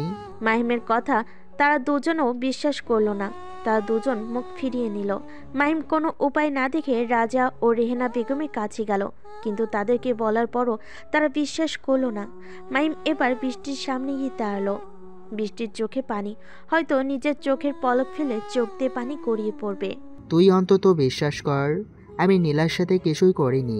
আমার সাথে। মাহিম আর কিছুই বলতে পারল না। তার আগে বৃষ্টি মাহিমের গালে থাপ্পড় বসিয়ে দিল। তারপর কান্না করতে করতে বাড়ি থেকে বেরিয়ে নিজের বাড়িতে চলে গেল। বৃষ্টির উপর মাহিমের অনেক বিশ্বাস ছিল, কিন্তু সেও যে তাকে অবিশ্বাস করবে মাহিম সেটা ভাবতে পারেনি। কাউকে বিশ্বাস করতে পারল না যে সে নির্দোষ। এমন সময় সালাম সাহেব একটি ব্যাগ নিয়ে এসে মাহিমের পায়ের কাছে ছুঁড়ে মারল। বেরিয়ে যা আমার বাসা থেকে। তোর মতো কোলাঙ্গার ছেলের জায়গা আমার বাড়িতে নেই। তোর মুখ যেন আমাদের আর দেখতে না হয়। এটা বলে সালাম সাহেব উপরে চলে গেলেন। মাহিম যখন কাউকে বিশ্বাস করতে পারল না যে সে কিছুই করেনি, তখন সে খুবই হতাশ হলো যে এতদিন সে কাদের সাথে ছিল। নিজের বাবা মা তাকে বিশ্বাস করছে না। এবার সে নীলার কাছে গেল। কিছু বলতে গিয়েও মাহিমের গলায় আটকে গেল কথা। তারপর মুচকি হেসে নিজের ব্যাগটি নিয়ে বাড়ি থেকে বেরিয়ে পড়ল, কারোর সাথে কোনো কথা না বলে। সন্ধ্যা পার হয়ে গিয়েছে, এই জন্য কেউ বুঝতে পারল না যে চৌধুরী বাড়ির ছেলে কেমন করে বাড়ি থেকে চলে গেল। কিছু সময় বৃষ্টির বাড়ির সামনে দাঁড়িয়ে, কিন্তু বৃষ্টিকে দেখতে পারল না। তাই মনের দুঃখ নিয়ে সে হাঁটতে লাগলো। মারার কারণে তার পুরো শরীর ব্যথা হয়ে গেছে, এই জন্য সে হাঁটতে পারছে না। এরপর মাহিম কোনো একভাবে ঢাকায় চলে আসে। তারপর মাহিম ছাদের উপর দাঁড়িয়ে নিজের মনে কথাগুলো ভাবছিল। এমন সময় তার পিছনে কারোর উপস্থিতি অনুভব করলো। পিছনে তাকিয়ে দেখলো যে বাসে সেই মেয়েটি। তাকে দেখে মাহিম বেশ অবাক হলো। কি হলো, আপনি এখানে? এটা আমার বাসা, আর আমি থাকবো না? আপনার বাসা মানে? এটা আমার বাসা মানে আমি আপনার ছোট চাচার ছোট মেয়ে। তাহলে তুমি মিলি? এই তো এখন চিনতে পারছেন দেখছি। আমাকে তো দেখছি আপনি ভুলেই গেছেন। উফ, আপনি তো আমার পরিচিত, তাহলে আর আপনি আপনি করছেন কেন? তুমি করে বলবো। সেটা তোমার ইচ্ছে, কিন্তু তুই তো অনেক বড় হয়ে গেছিস, তোকে তো আমি চিনতেই পারিনি। তুই বাসে নিজের নাম শাপলা বললি কেন? তুমি হয়তো ভুলে গেছো যে বাড়ির মানুষ ছাড়া সবাই আমাকে শাপলা বলে ডাকে। বুঝলাম। তুই যে বড় হলে এতটা বাচাল হবি আমি বুঝতে পারি নাই। তুমি হঠাৎ এই কথা বলছো কেন? বাসের ভিতর যত কথা বলছিলি আমার তো ইচ্ছে হয়েছিল তোকে ধরে জানালা দিয়ে ফেলে দেই। এটা তুমি বলতে পারলে? হ্যাঁ পারলাম। মানুষ এতটা বকবক করতে পারে সেটা তোকে না দেখলে বুঝতেই পারতাম না। আচ্ছা, তুমি এতদিন কেন বাড়িতে আসলে না, আর এটার কি কারণ আমাকে একটু বলো তো। বাড়ির কেউ আমাকে কিছু বলেনি। তুই এখনো ছোট্ট, তাই তোর কিছু শুনতে হবে না। তুমি আমাকে তুমি করে বলছো না কেন? তোমার মুখ থেকে তুমি ডাক শুনতে ভালো লাগে। শর্ত? এখানে এত কি কথা হচ্ছে মিলি? কারোর কণ্ঠ শুনে মিলি আর মাহিম পিছনে তাকিয়ে দেখলো যে বৃষ্টি দাঁড়িয়ে আছে। কি হলো বলছিস না কেন? কি করছিস এখানে? এই তো আপু, অনেকদিন পর ভাইয়া বাড়িতে এসেছে, তাই তার সাথে কথা বলছিলাম। এত কথা বলতে হবে না, তুই নিচে যা খাবার খেতে, তোকে নিচে ডাকছে। আচ্ছা চলো, তুমিও খাবার খাবে, সেই কখন খেয়েছো ঠিক নেই। তুই যা, মাহিম যাচ্ছে। বৃষ্টি চোখ গরম করতে মিলি নিচে চলে গেল। বৃষ্টি গুটি গুটি পায়ে মাহিমের দিকে এগিয়ে আসলো। মাহিম দূর আকাশের দিকে তাকিয়ে আছে। বৃষ্টি এসে মাহিমের পাশে দাঁড়ালো। মাহিম কোনো কথা বলছে না দেখে বৃষ্টি নিজেই কথা বলতে শুরু করলো। কি হলো, মুখ অন্যদিকে ঘুরিয়ে আছিস কেন? আর আমার সাথে কথা বলছিস না কেন? তুই কি আমার সাথে কথা বলবি যে তোর সাথে আমার কথা বলতে হবে? বাহ, মুখে মুখে তর্ক করা শিখে গেছিস। সময় মানুষকে পাল্টে দেয়। সময় যেমন নিজ গতিতে নিজের পাল্টে যায়, ঠিক তেমনই সময় মানুষকে পাল্টে দেয়। তুই এসব বুঝবি না। তুই বোঝালেই তো বুঝবো। যখন বোঝানোর চেষ্টা করছি তখন বুঝিসনি, আর এখন বুঝে লাভ নেই। মাহিম তাচ্ছিল সুরে বলল। যেটা শুনে বৃষ্টি বুঝলো মাহিমের মনে অনেক অভিমান, যেটা এখনো রয়ে গেছে। বৃষ্টি একটা দীর্ঘশ্বাস ফেলল। তুই কি এখনো আমার সাথে অভিমান করে আছিস? তোর সাথে অভিমান করার কোনো তো কারণ দেখছি না আমি। যেখানে বাড়ির সবাই আমাকে বিশ্বাস করেনি, সেখানে তুই তো। থাক, আর কোনো কথা মনে করতে চাচ্ছি না। তাহলে তুই আমাকে আগের মতো? বললাম তো, আগের কথা মনে করতে চাচ্ছি না।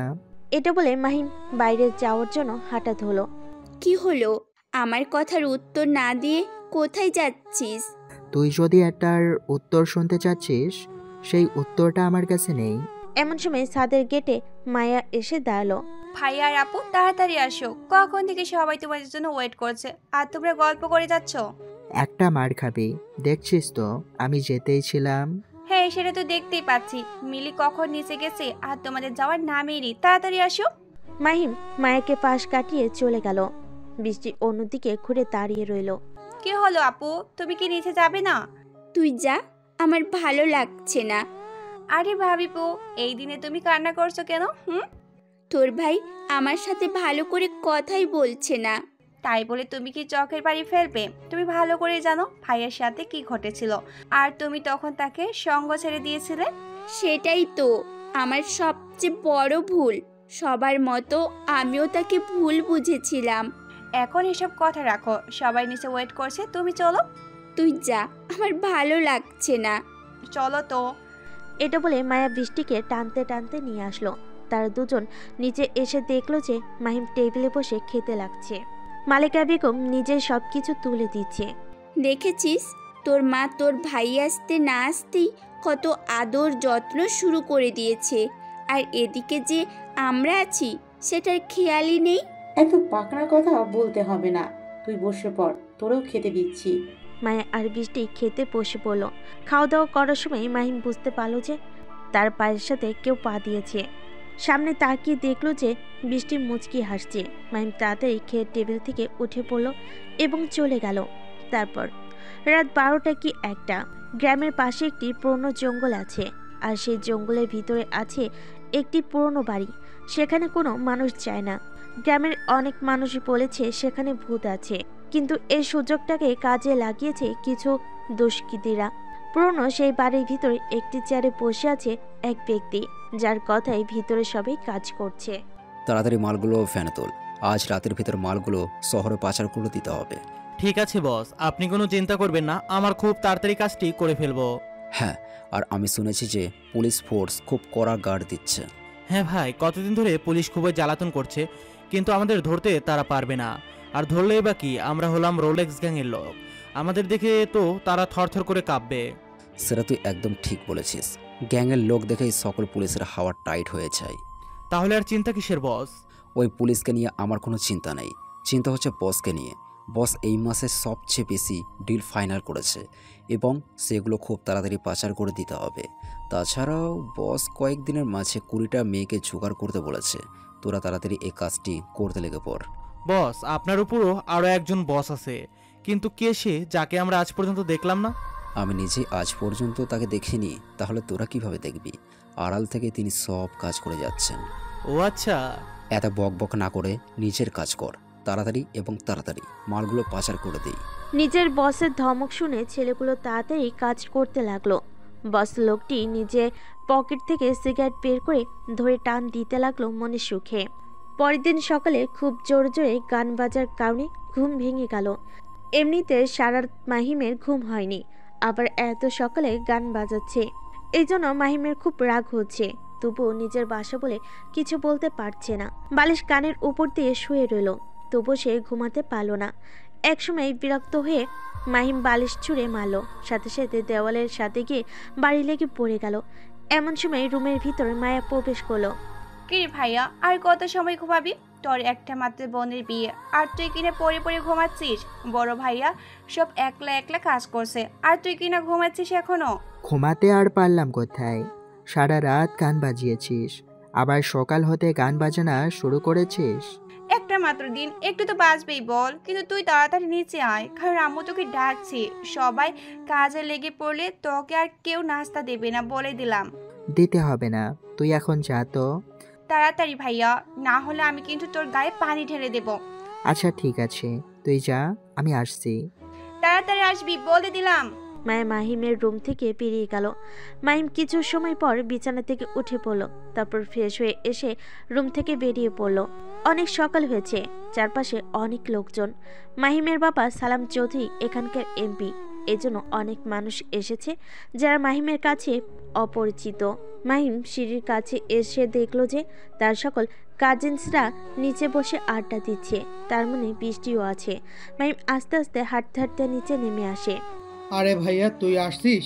সবাই এখানে বসে আড্ডা দিচ্ছে আর তুই নিজের রুমে পড়ে ঘুমাচ্ছিস।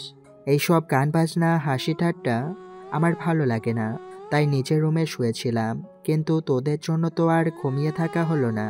কথাটি বলে মাহিম খাবার টেবিলে গিয়ে বসলো, কিন্তু তাকে যে খেতে দিবে কাউকে আশেপাশে দেখলো না। এমন সময় সেখানে বৃষ্টি এসে হাজির হলো। আশেপাশে কাউকে খুঁজছিস মনে হচ্ছে। হুম, সেটা তোর জানতে হবে না। তো কাকে জানাবি? ওই নীলাকে? ফাও কথা না বলে এখান থেকে শর্ত। এখানে তোকে কেউ খাবার দিতে আসবে না, আর বড় মা বলেছে তুই ঘুম থেকে উঠলে আমাকে খাবার দিতে। তুই দাঁড়া, আমি তোকে খাবার দিচ্ছি। মাইম সেখানে বসেছিল, কিচেন থেকে খাবার নিয়ে আসতে গেল বৃষ্টি। এমন সময় সেখানে মিলি উপস্থিত হলো। কি হলো, তুমি এত দেরি করে ঘুম থেকে উঠলে কেন? আর রাতে তোমাকে দেখলাম না, রাতে সবাই কত মজা করলাম, তুমি জানো? এইসব জানার প্রয়োজন মনে করি না আমি। তুমি এত খারাপ কেন? সবাই কত আনন্দ করছে আর তুমি একা ঘরে বসে থাকছো। এমন সময় বৃষ্টি মাহিমের জন্য নাস্তা নিয়ে আসলো, তারপর টেবিলের উপর দিল। এই নে, তাড়াতাড়ি খাবার খেয়ে নে। আর মিলি, তুই আড্ডা দিতে দিতে এখানে উঠে আসলি কেন? এই তো মাহিম ভাইয়ের সাথে একটু কথা বলতে লাগলাম, তাকে তো আর খুঁজে পাওয়া যাচ্ছে না। আড্ডা দেওয়ার এখন অনেক সময় আছে, তুই এখন এখান থেকে যা। মিলি মুখ ভাঙিয়ে সেখান থেকে চলে গেল। তুই আবার বসে আছিস কেন? তাড়াতাড়ি খাবার খেয়ে নে। তোর তো আর কোনো কাজ নেই, কিন্তু অন্য মানুষের অনেক কাজ আছে। আমি কি অন্য মানুষের কাজ করতে নিষেধ করেছি নাকি? তাকে ধরে রেখেছি। ধরে রাখিসনি, কিন্তু নিজে কি করেছিস সেটা কি ভুলে গেছিস? এমনিতেই দেরি করে আসবে, আবার বড় বড় লেকচার। তোকে তো আমি ডাকিনি, তুই নিজেই এসেছিস। আমি তো আসতে চাইনি, কিন্তু বড় মা তো বলল এই জন্য। মাহিম নাস্তা করতে লাগলো, আর বৃষ্টি তার দিকে এক নজরে তাকিয়ে রইল। এমন সময় সেখানে বড় ভাই জাহিদ এসে উপস্থিত হলো। বৃষ্টি, যা তো আমার জন্য এক গ্লাস ঠান্ডা পানি নিয়ে আয়। আচ্ছা ঠিক আছে ভাইয়া, তুমি এখানে বসো, আমি তোমার জন্য জুস নিয়ে আসছি। তাহলে তো আরো ভালো। বৃষ্টি চলে গেল, আর মাহিমের বড় ভাই মাহিমের পাশে বসলো। তো ভালোই আছিস মনে হচ্ছে, আগের থেকে অনেক স্মার্ট হয়ে গেছিস। আগে কেমন হাবাগোবা ছিলি। মানুষ সব সময় একরকম থাকে না ভাইয়া। সেটা ঠিক। তা এখন না ঘুমিয়ে থেকে বোনের বিয়ের জন্য একটু হাতে হাতে কিছু এগিয়ে দিলে তো পারিস। কেন, কাজের লোকের কি অভাব আছে নাকি? কাজের লোকের অভাব থাকবে কেন? তুই তো একটু হাতে হাতে আমাদের এগিয়ে দিতে পারিস। কেন, আমি কি কাজ করছি না? এইসব কাজ আমি পারবো না। তারা দুই ভাই কথা বলছিল, এমন সময় সেখানে বৃষ্টি উপস্থিত হলো। বৃষ্টি এসে জাহিদের জুসের গ্লাস এগিয়ে দিল। জাহিদ জুসটুকু খেয়ে সেখান থেকে চলে গেল। ভাইয়া তোকে কি বলছিল রে? কি আর বলবে, এটা ওটা হাতে হাতে কাজে এগিয়ে দেওয়ার জন্য। ও আচ্ছা, তুই কি আমাকে একটু পার্লারে নিয়ে যাবি? তোকে আমি কেন পার্লারে নিয়ে যাব? তোর দরকার তুই একলা যা। ঠিক আছে, আমাকে নিয়ে যেতে হবে না, তোর বোন মায়াকে তো নিয়ে যাবি, তখন না হয় যাবো নে। মাহিম খাচ্ছিল, এমন সময় সালাম চৌধুরী সেখানে এসে উপস্থিত হলো। মাহিম, একটু পর তোর বোনকে নিয়ে একটু পার্লারে নিয়ে যাস তো, তাকে সুন্দর করে সাজিয়ে নিয়ে আসিস। আচ্ছা ঠিক আছে বাবা। বড় আব্বু, আমিও তোমার ছেলের সাথে যাব। ঠিক আছে, যাস। যে যেতে চাস মাহিমের সাথে চলে যাস। সালাম চৌধুরী বাইরে চলে গেল। মাহিমের দিকে তাকিয়ে বৃষ্টি মুখ ভেঙচি দিয়ে চলে গেল। মাহিম খাবার খেয়ে বাইরে হাঁটতে বের হলো। তারপর অনেকদিন পর নিজের গ্রামে এসেছে, কিন্তু গ্রামে ঘোরা হয়নি। এই জন্য মাহিম সকালে নাস্তা করে বাড়ি থেকে বের হলো। হাঁটতে হাঁটতে কিছু দূর যাবার পর একটি ছেলের সাথে দেখা হলো মাহিমের। মাহিম সেই ছেলেটিকে দেখে সেদিকে এগিয়ে গেল। ছেলেটি মাহিমকে দেখে কিছু সময় দাঁড়িয়ে থাকলো। তুমি কি মাহিম? আর তুই নাফিস? নাফিস এসে মাহিমকে জড়িয়ে ধরল। দুজন কিছু সময় ওইভাবে থাকার পর একে অপরকে ছেড়ে দিল। শালা, এতদিন কোথায় ছিলি? তোর কোনো খোঁজ খবর ছিল না কেন? আমার সাথে কি ঘটেছিল তুই হয়তো জানিস না, এই জন্য কথা বলছিস। আমি সবই জানি, বৃষ্টির থেকে আমি শুনেছিলাম, কিন্তু তাই বলে তুই কাউকে না জানিয়ে নিজেকে গুম করে দেবে? পুরনো কথা বাদ দে, এখন বল তোরা কেমন আছিস? আর নিয়াম কোথায়? নিয়ম আর রাজু আমাদের আড্ডাখানায় বসে আড্ডা দিচ্ছে, আমি সেখানে যাচ্ছি, তুইও চল আমার সাথে। ঠিক আছে চল। দুই বন্ধু গল্প করতে করতে নিজেদের আড্ডাখানার দিকে যেতে লাগলো। কিছু সময় পর তারা দুজন সেখানে পৌঁছালো। নিয়াম আর রাজু নাফিজার পাশে কাউকে দেখে দাঁড়িয়ে গেল। কিছু সময় দেখার পর বুঝতে পারলো যে এটা তাদের খুব পুরনো বন্ধু। সাথে সাথে তারা দুজন দৌড়ে এসে মাহিমকে জড়িয়ে ধরলো। কেমন আছিস তোরা? আমরা ভালো আছি। তার আগে এটা বল যে তুই কোথায় ছিলি? আমরা তো ভাবছিলাম নিজের বোনের বিয়েতে তুই ফিরে আসবি না। হ্যাঁ, আমি জানতাম না যে মায়ার বিয়ে হঠাৎ ঢাকাতে। বাবার সাথে দেখা হয়েছিল, তিনি আমাকে বললেন। তুই ঢাকায় কোথায় ছিলি বলতো? তোকে পুরো ঢাকা শহর খুঁজে দেখছি, কিন্তু পাইনি। সেটা সিক্রেট। তো তোরা আমার বোনের বিয়েতে যাস নাই কেন? ভাইয়ের হাতে হাতে কাজটা এগিয়ে দিলেও তো পারিস। যদিও আগে আমাদের বলেছিল, কিন্তু আর যাওয়া হয়নি, কারণ তুই সেখানে নেই, তাই ইচ্ছে করেনি।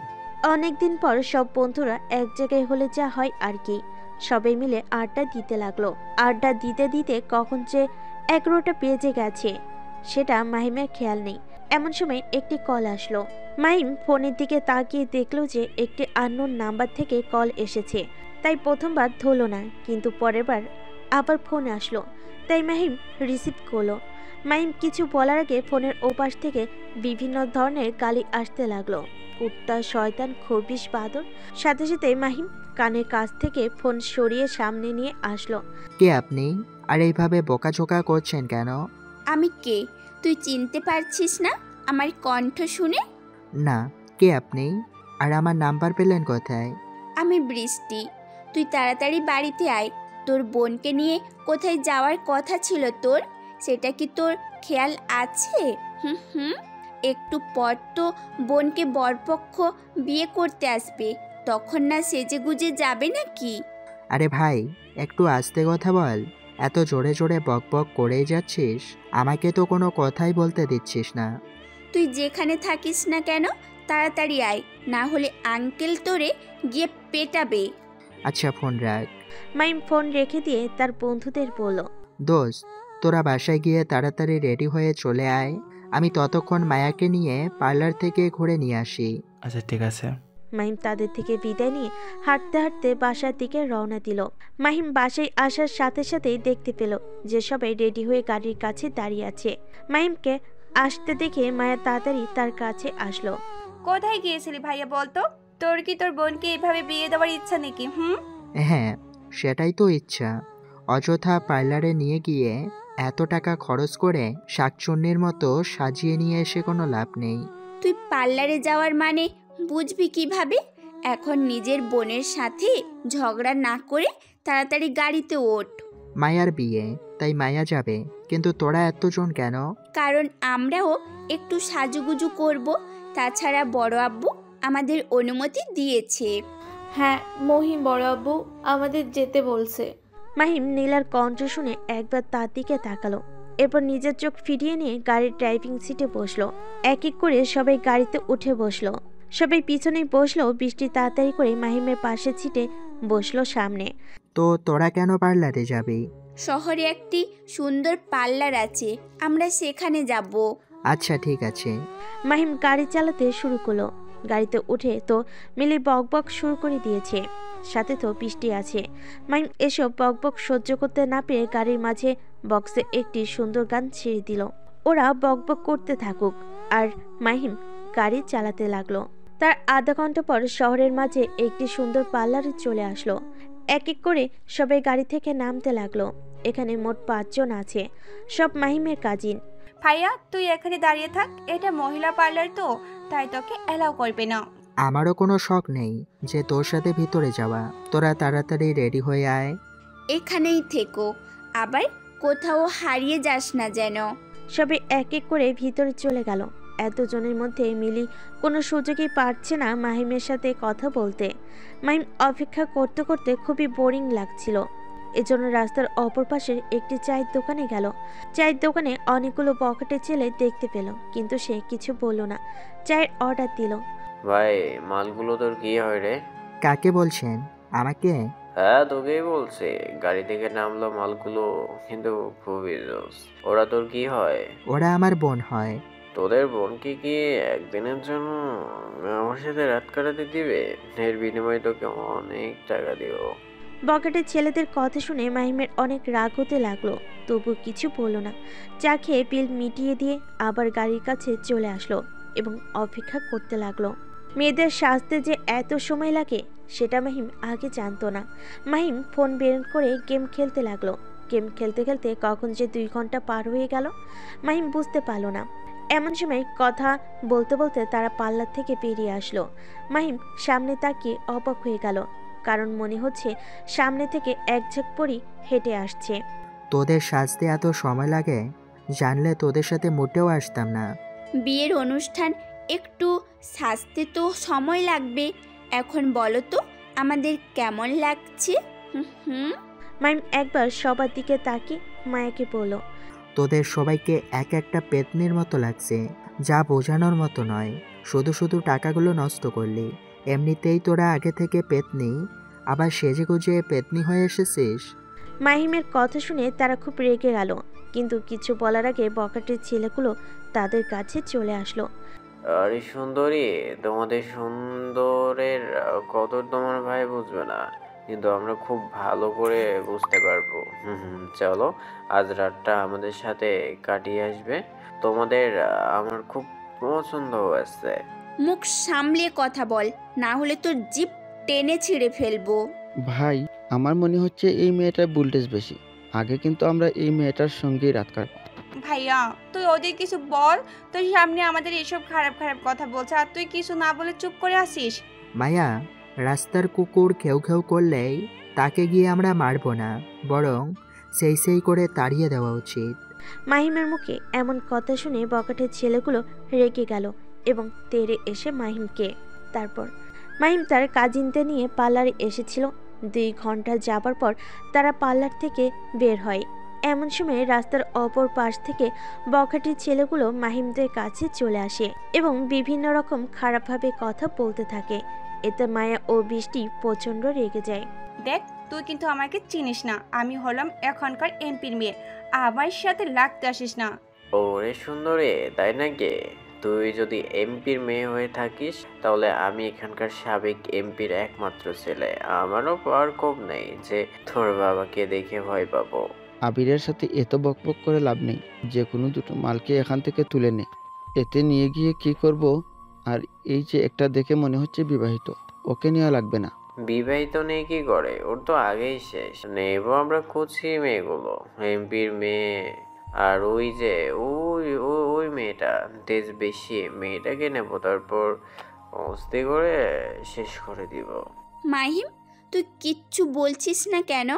এরা তোর সামনে আমাদের যা নাই তাই বলছে, আর তুই মুখ বুজে দেখে যাচ্ছিস। কুকুর যদি পায়ের কাছে এসে ঘেউ ঘেউ করে, তাহলে তাই বলে কি আমি কুকুরের পায়ের কাছে গিয়ে ঘেউ ঘেউ করব? ভাই এই শালাটা আমাদের কুকুরের সাথে তুলনা করলো, আগে এর ব্যবস্থাটা করি। ঠিক আছে, ওই শালাকে বুঝিয়ে দেয় আমিও কামরুল চৌধুরীর ছেলে আবির চৌধুরী। 4-5 জন মিলে মাহিমকে মারতে আসলো। এটা দেখে তাড়াতাড়ি বৃষ্টি সামনে আসে। ছেলেগুলো বৃষ্টিকে সামনের দিকে ধাক্কা দিয়ে সরিয়ে দিয়ে মাহিমের কলার চেপে ধরলো, তারপর রাস্তার মাঝখানে নিয়ে গেল। প্লিজ দয়া করে আমার ভাইয়াকে ছেড়ে দাও। আমার ভাইয়াকে তোমরা কিছু বলো না। এটা তো বললে হবে না সোনা, তোমার ভাইকে তো একটু আদর যত্ন করতেই হবে। এটা বলে আবির তাদের মারতে বলল। আবিরের তার বন্ধুরা মাহিমকে যেই না মারতে যাবে এমন সময় কোথা থেকে একটি গাড়ি চলে আসলো এবং গাড়ি থেকে কয়েকজন মুখোশধারী লোক নামলো, যাদের হাতে হকি স্টিক।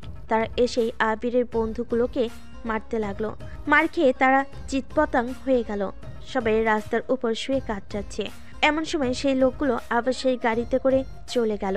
এত সময় সবাই দাঁড়িয়ে দাঁড়িয়ে দেখছিল। মাহিমের সেই একই নাই রাস্তার এক কোণেই দাঁড়িয়ে তাদের মার খাওয়া দেখছিল। মাহিম রাস্তার অপর পাশ থেকে হাঁটতে হাঁটতে তাদের কাছে চলে আসলো। চলে আসতেই মায়া তাকে জিজ্ঞেস করলো, ভাইয়া তোর কিছু হয়নি তো? আর লোকগুলো কারা ছিল? সেটা তো আমিও জানি না, হয়তো ওদের কোনো শত্রু হবে। ভাগ্য ভালো সঠিক সময় তারা চলে এসেছিল, না হলে যে আমার কি অবস্থা করতো বুঝতেই পারছি না। তুই তো একটা গাধা, দাঁড়িয়ে দাঁড়িয়ে দেখছিস রে, আমাদের কত কিছু বলে গেল। এখন বেশি কথা না বলে গাড়িতে ওঠ তাড়াতাড়ি, এমনিতে অনেক দেরি হয়ে গেছে। তখন দেখা যাচ্ছে যে বরযাত্রী চলে এসেছে, কিন্তু বউ গিয়ে এখনো পৌঁছায়নি।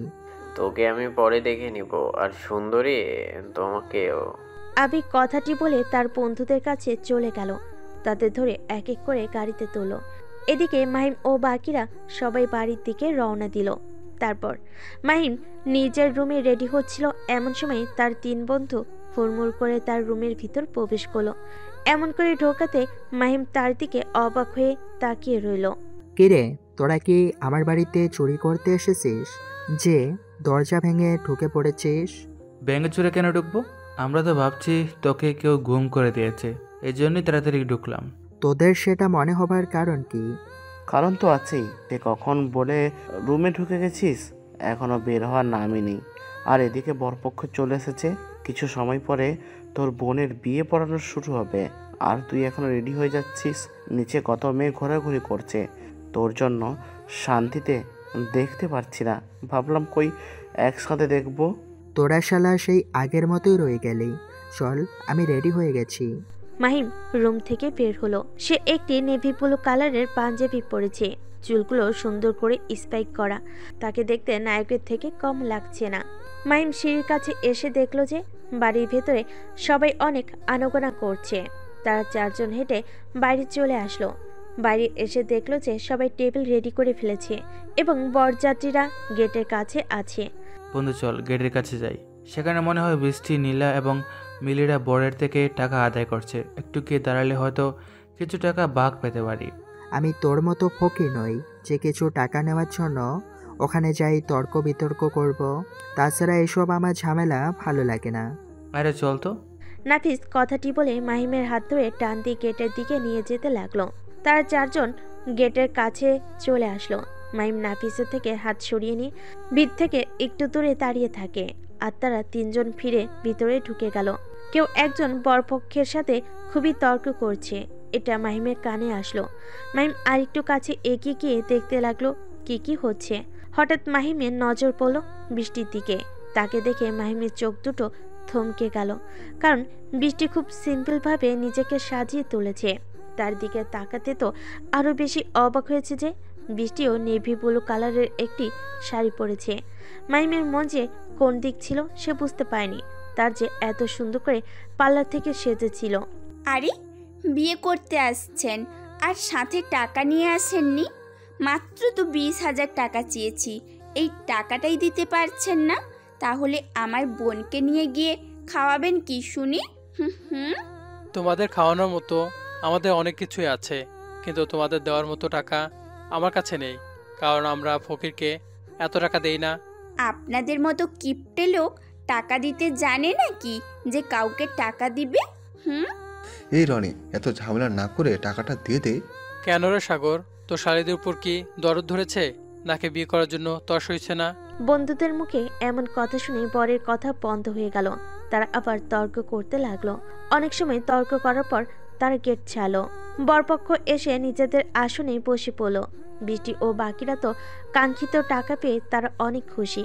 তারা হাসতে হাসতে বাড়ির ভিতর চলে গেল। কিছু সময় যাওয়ার পরে বিয়ে পড়াতে শুরু করলো। সময় যেতে লাগলো, বিয়ে পড়ানো সম্পূর্ণ হয়ে গেল। খাওয়া দাওয়া করার পর এবার কনের বিদায়ে পালা। মায়া এক এক করে সবার থেকে বিদায় নিতে লাগলো। নিজের মাকে তো জড়িয়ে ধরে অনেক সময় কান্না করলো, তারপর বাবাকে জড়িয়ে ধরে অনেক সময়। নিজের বড় ভাই ও সবার থেকে বিদায় নিয়ে এবার মাহিমের কাছে আসলো।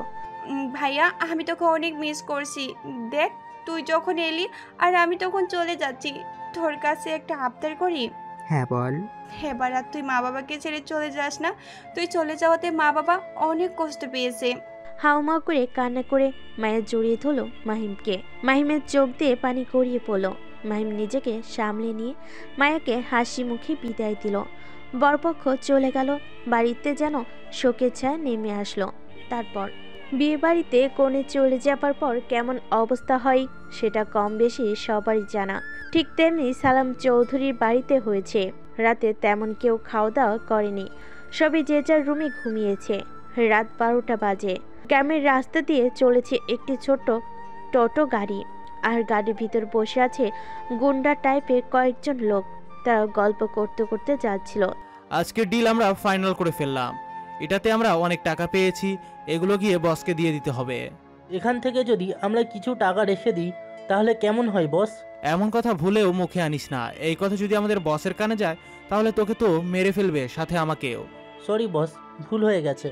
যে গাড়ি চালাচ্ছিল সে হঠাৎ গাড়ির ব্রেক কষলো। এতে সবার ধ্যান সামনের দিকে গেল। কি হলো, এভাবে গাড়ি থামালি কেন? বস সামনে কেউ আছে। তো কি হয়েছে, তাকে গাড়ি চাপা দিয়ে চলে যেতিস। কিন্তু বস কে যে আমাদের দিকে রাইফেল তাক করে আছে। কি বলি, গাড়ির লাইট জ্বলা। ড্রাইভারটা আবার গাড়ির লাইট জ্বালিয়ে দিল। সাথে সাথে তারা সামনের দিকে তাকিয়ে দেখতে লাগলো একজন ব্যক্তি তাদের দিকে বড় রাইফেল তাক করে আছে। বস টাইপের লোককে গাড়ি থেকে নামালো। তাকে দেখে সবাই গাড়ি থেকে নামলো। কে তুই, আর আমাদের পথে বাধা দিতে এসেছিস কেন? ভালোই ভালো বলছি এখান থেকে চলে যা, না হলে তোর কিন্তু খুব পস্তাতে হবে। আমি কখনো কোনো কাজ করে পস্তাই না। এখন বল তোরা কোথায় যাচ্ছিস? আমরা কোথায় যাচ্ছি সেটা তোকে বলতে যাব কেন? কে তুই? রকস্টার দ্য শ্যাডো কিং এমকে। পরিচয় পেয়ে সবাই স্বাভাবিক থাকলেও বস লোকটি অনেক ভয় পেয়ে গেল, কারণ সে জানে সে এই রকস্টার দ্য শ্যাডো কিংকে। কিং কিং আমরা এদিকে নিজেদের বাসায় যেতেছিলাম। তোদের বাসায় এদিকে? তোদের গাড়িতে কি আছে যা বের করে নিয়ে আয়। আমাদের গাড়িতে কিছুই নেই। বসের মুখে এমন কথা শুনে এমকে একটি গুলি করে, যেটা গিয়ে গাড়ির টায়ারে লাগে। সাথে সাথে শব্দ করে টায়ার ফেটে গেল। তুই যদি গাড়ির ভেতরে কি আছে না বলিস তাহলে পরের গুলি তোর মাথায় গিয়ে লাগবে। তুই ভেবেছিস আমি তোকে দেখে ভয় পেয়ে যাব? কখনো না। হয়তো তুই আন্ডারওয়ার্ল্ডের রকস্টার দ্য শ্যাডো কিং, কিন্তু আমি হলাম এই এলাকার কিং, আর আমার এলাকায় এসে তুই আমার কোনো ক্ষতি করতে পারবি না। বসের মুখে এমন কথা শুনে লোকটি মুচকি হাসলো, যেটা তারা বুঝলো না। তুই সামান্য একটা এলাকার কিং হয়ে নিজেকে কিং দাবি করছিস, কিন্তু আমি যে আন্ডারওয়ার্ল্ডের কিং, আর আমার কোনো এরিয়া বা সীমানা নেই। আমি যেখানেই যাই না কেন সেখানকার কিং হয়ে যাই আমি। কিন্তু তুই এখানকার কিং কখনো হতে পারবি না, কারণ এখানকার বস রোলেক্স গ্যাংয়ের লিডার। তোর বসকেও আমি দেখে নিব। আমার সামনে শুধু একবার তাকে পড়তে দে। তাকে তুই কখনো খুঁজে পাবি না, কারণ সে সব সময় ধরাছোঁয়ার বাইরে। এমকে তাদের সাথে কথা বলছিল, এমন সময় লোকগুলো বন্দুক বের করে এমকে দিকে তাক করলো। তুই আমার সামনে এসে খুব বড় ভুল করেছিস। তোর হাতে মাত্র একটা বন্দুক, আর আমার হাতে 60টা বন্দুক। তুই একটা গুলি চালালে আমরা 60টা গুলি চালাবো। এখন ভাব, এখান থেকে পালাবি নাকি আমাদের হাতে মরবি? তাছাড়া এমনিতেও তুই আমাদের হাত থেকে পালাতে পারবি না, কারণ তোকে মারতে পারলে আমাদের বস আমাদের উপরে অনেক খুশি হয়ে যাবে। তোরা হয়তো ভুলে যাচ্ছিস আমি কে, আর আমার কাছে একটা বন্দুক থাকা মানে 1000টা বন্দুক থাকা। বস যখন নিজের লোকেদের হুকুম দিল এমকে মারার জন্য, ঠিক সেই সময় খেয়াল করলো যে তাদের পিছন থেকে সাই সাই করে শব্দ হওয়ার। বস পিছনে তাকিয়ে দেখলো যে তার সব লোকগুলো মাটিতে পড়ে আছে, আর সবার মাথা থেকে রক্ত বের হচ্ছে। বসের লোকগুলো বুঝে গেল যে চারপাশে এমকের লোক আছে। তারা স্নাইপার হাতে অন্ধকারের ভিতর দাঁড়িয়ে আছে। কিরে, তোর 60টি বন্দুক কোথায় গেল? এখন তো দেখছি একটাও নেই। সরি ভাই, আমার ভুল হয়ে গেছে, আপনি মাফ করে দিন। তোর কোনো মাপ নেই। গাড়িতে কি এমন আছে যা নিয়ে আয়, তাহলে তোকে মাফ করব। ঠিক আছে, আমি কিং, আমি এখনই নিয়ে আসছি। বস ভয় পেয়ে তাড়াতাড়ি করে গাড়ি থেকে সুটকেস বের করলো এবং হাঁটতে হাঁটতে এমকে সামনে নিয়ে চলে আসলো। এমকে সামনে সুটকেস দিল। এমকে নিজের বাইকের উপর রেখে সুটকেস খুলে দেখলো যে সেখানে অনেক টাকা। এইগুলো কিসের টাকা? নিশ্চয় কোনো খারাপ কাজ করে নিয়ে এসেছিস। টাকাগুলো ইয়াবা ড্রাগস নাকি মেয়ে পাচার করে টাকাগুলো নিয়ে এসেছিস? একটা ড্রাগসের ডিল ছিল, সেটা করে আমরা ফিরছিলাম। বাহ, তাহলে বল তোর বসকে, তাকে দেখতে কেমন? বসকে আমি আজ পর্যন্ত দেখিনি, তাছাড়া আমি কেন বলবো যে আমার বস দেখতে কেমন? তুই বলিস আন্ডারওয়ার্ল্ডের রকস্টার দ্য শ্যাডো কিং, তাহলে তুই খুঁজে বের কর যে আমার বসকে। ঠিক আছে, তাহলে তোর বসকে জানিয়ে দিস যে তার কাউন্টডাউন শুরু হয়ে গেছে। এমকে যখন সুটকেস বন্ধ করে নিজের বাইকের পেছনে বাঁধতেছিল এমন সময় বস লোকটি বলে উঠল, তুই এখন আমার হাতে মরবি। আমি জানি আশেপাশে তোর অনেক লোক আছে, কিন্তু তোকে গুলি করে আমি মারবো। এমকে পিছনে ঘুরে দেখলো যে বস লোকটি বন্দুক তাক করে আছে এমকের দিকে। এটা দেখে এমকে মুচকি হাসলো, কিন্তু মাস্কের আড়ালে সেই হাসিটা রয়ে গেল। হঠাৎ একটি গুলি এসে বস লোকের পায়ে লাগলো। সাথে সাথে পা ধরে মাটিতে বসে পড়লো এবং কাতরাতে লাগলো। আমি তোকে মারবো না, আমি তোকে ছেড়ে দিলাম যেন তুই গিয়ে তোর বসকে আমার খবরটা দিতে পারিস। তাছাড়া তোর বস তোকে মেরে ফেলবে যখন জানতে পারবে যে তুই তোর কাছে ব্যর্থ হয়েছিস। কথাটি বলে নিজের বাইক নিয়ে চলে গেল আর বস লোকটি সেখানে পড়ে রইল। তারপর রাতে মাহিমের ঘুম আসছিল না, সেজন্য নিজের রুম থেকে বেরিয়ে ছাদের উপর চলে আসলো। ছাদের এক কোণে একটা দোলনা আছে, সেখানে গিয়ে বসে পড়ল। তারপর আকাশের দিকে তাকিয়ে ভাবতে লাগলো। একসময় মাহিম দোলনার উপর শুয়ে পড়ল। ভাবতে ভাবতে কখন যে ভোর হয়ে গেছে মাহিম টেরি পেল না। সারা রাত কি এখানেই কাটিয়েছিস? কারোর কণ্ঠ শুনে সে সেদিকে তাকালো যে তার মাথার কাছে কেউ এসে দাঁড়িয়েছে। পিছনে তাকিয়ে দেখলো যে বৃষ্টি এসে দাঁড়িয়েছে। কি হলো, উত্তর দিচ্ছিস না কেন? এমনিতেই। কিন্তু তুই এত সকালে এখানে কি করছিস? এমনিতেই আসলাম।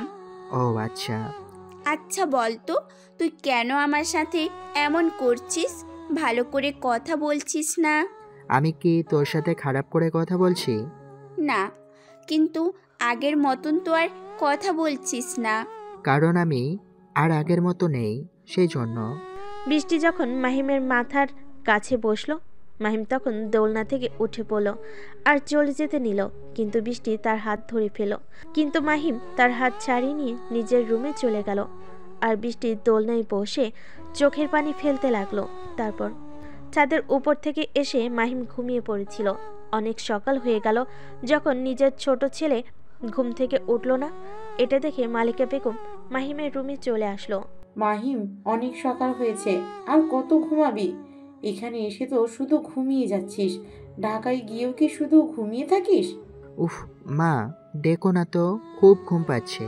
তাড়াতাড়ি উঠে পড়, তোর বোনকে নিয়ে আসতে যেতে হবে। মা, আমি যেতে পারবো না। যেতে পারবি না বললে হবে না, তোকে যেতেই হবে। তোর একমাত্র বোন বলে কথা, আর তুই না যেয়ে থাকবি? মায়া সকালে ফোন করে বলেছে তোকে বারবার যেতে। তুই না গেলে সে তো আসবেই না।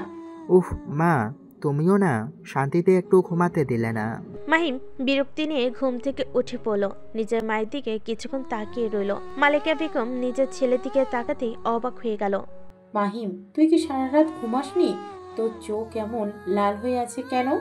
আসলে মা, রাতে ঘুম হচ্ছিল না, এই জন্যই আর কি। ভোরবেলা একটু চোখ লেগে গেছিল, আর তুমি এখন এসে ডেকে ডেকে আমার ঘুম ভাঙিয়ে দিলে। অনেক ঘুমাতে পারবি, এখন উঠে ফ্রেশ হয়ে নিচে আয়। মালিকা বেগম চলে গেল। মাহিম কিছু সময় বিছানার উপর বসে থেকে ফ্রেশ হতে চলে গেল। রাজা, শাহিন এবং সালাম চৌধুরী খাবার টেবিলে বসে নাস্তা করছে, সাথে বাকি ফ্যামিলিরা তো আছে। মাহিম ফ্রেশ হয়ে নিচে নেমে আসলো। মাহিম, এত লেট করে ঘুম থেকে উঠলে হবে? বাবা, আমি এত লেট করে ঘুম থেকে উঠি। ঢাকায় গিয়ে কি সব অভ্যাস হয়েছে তোর ছেলের? ঢাকায় রাত জেগে কি করে তার ঠিক নেই।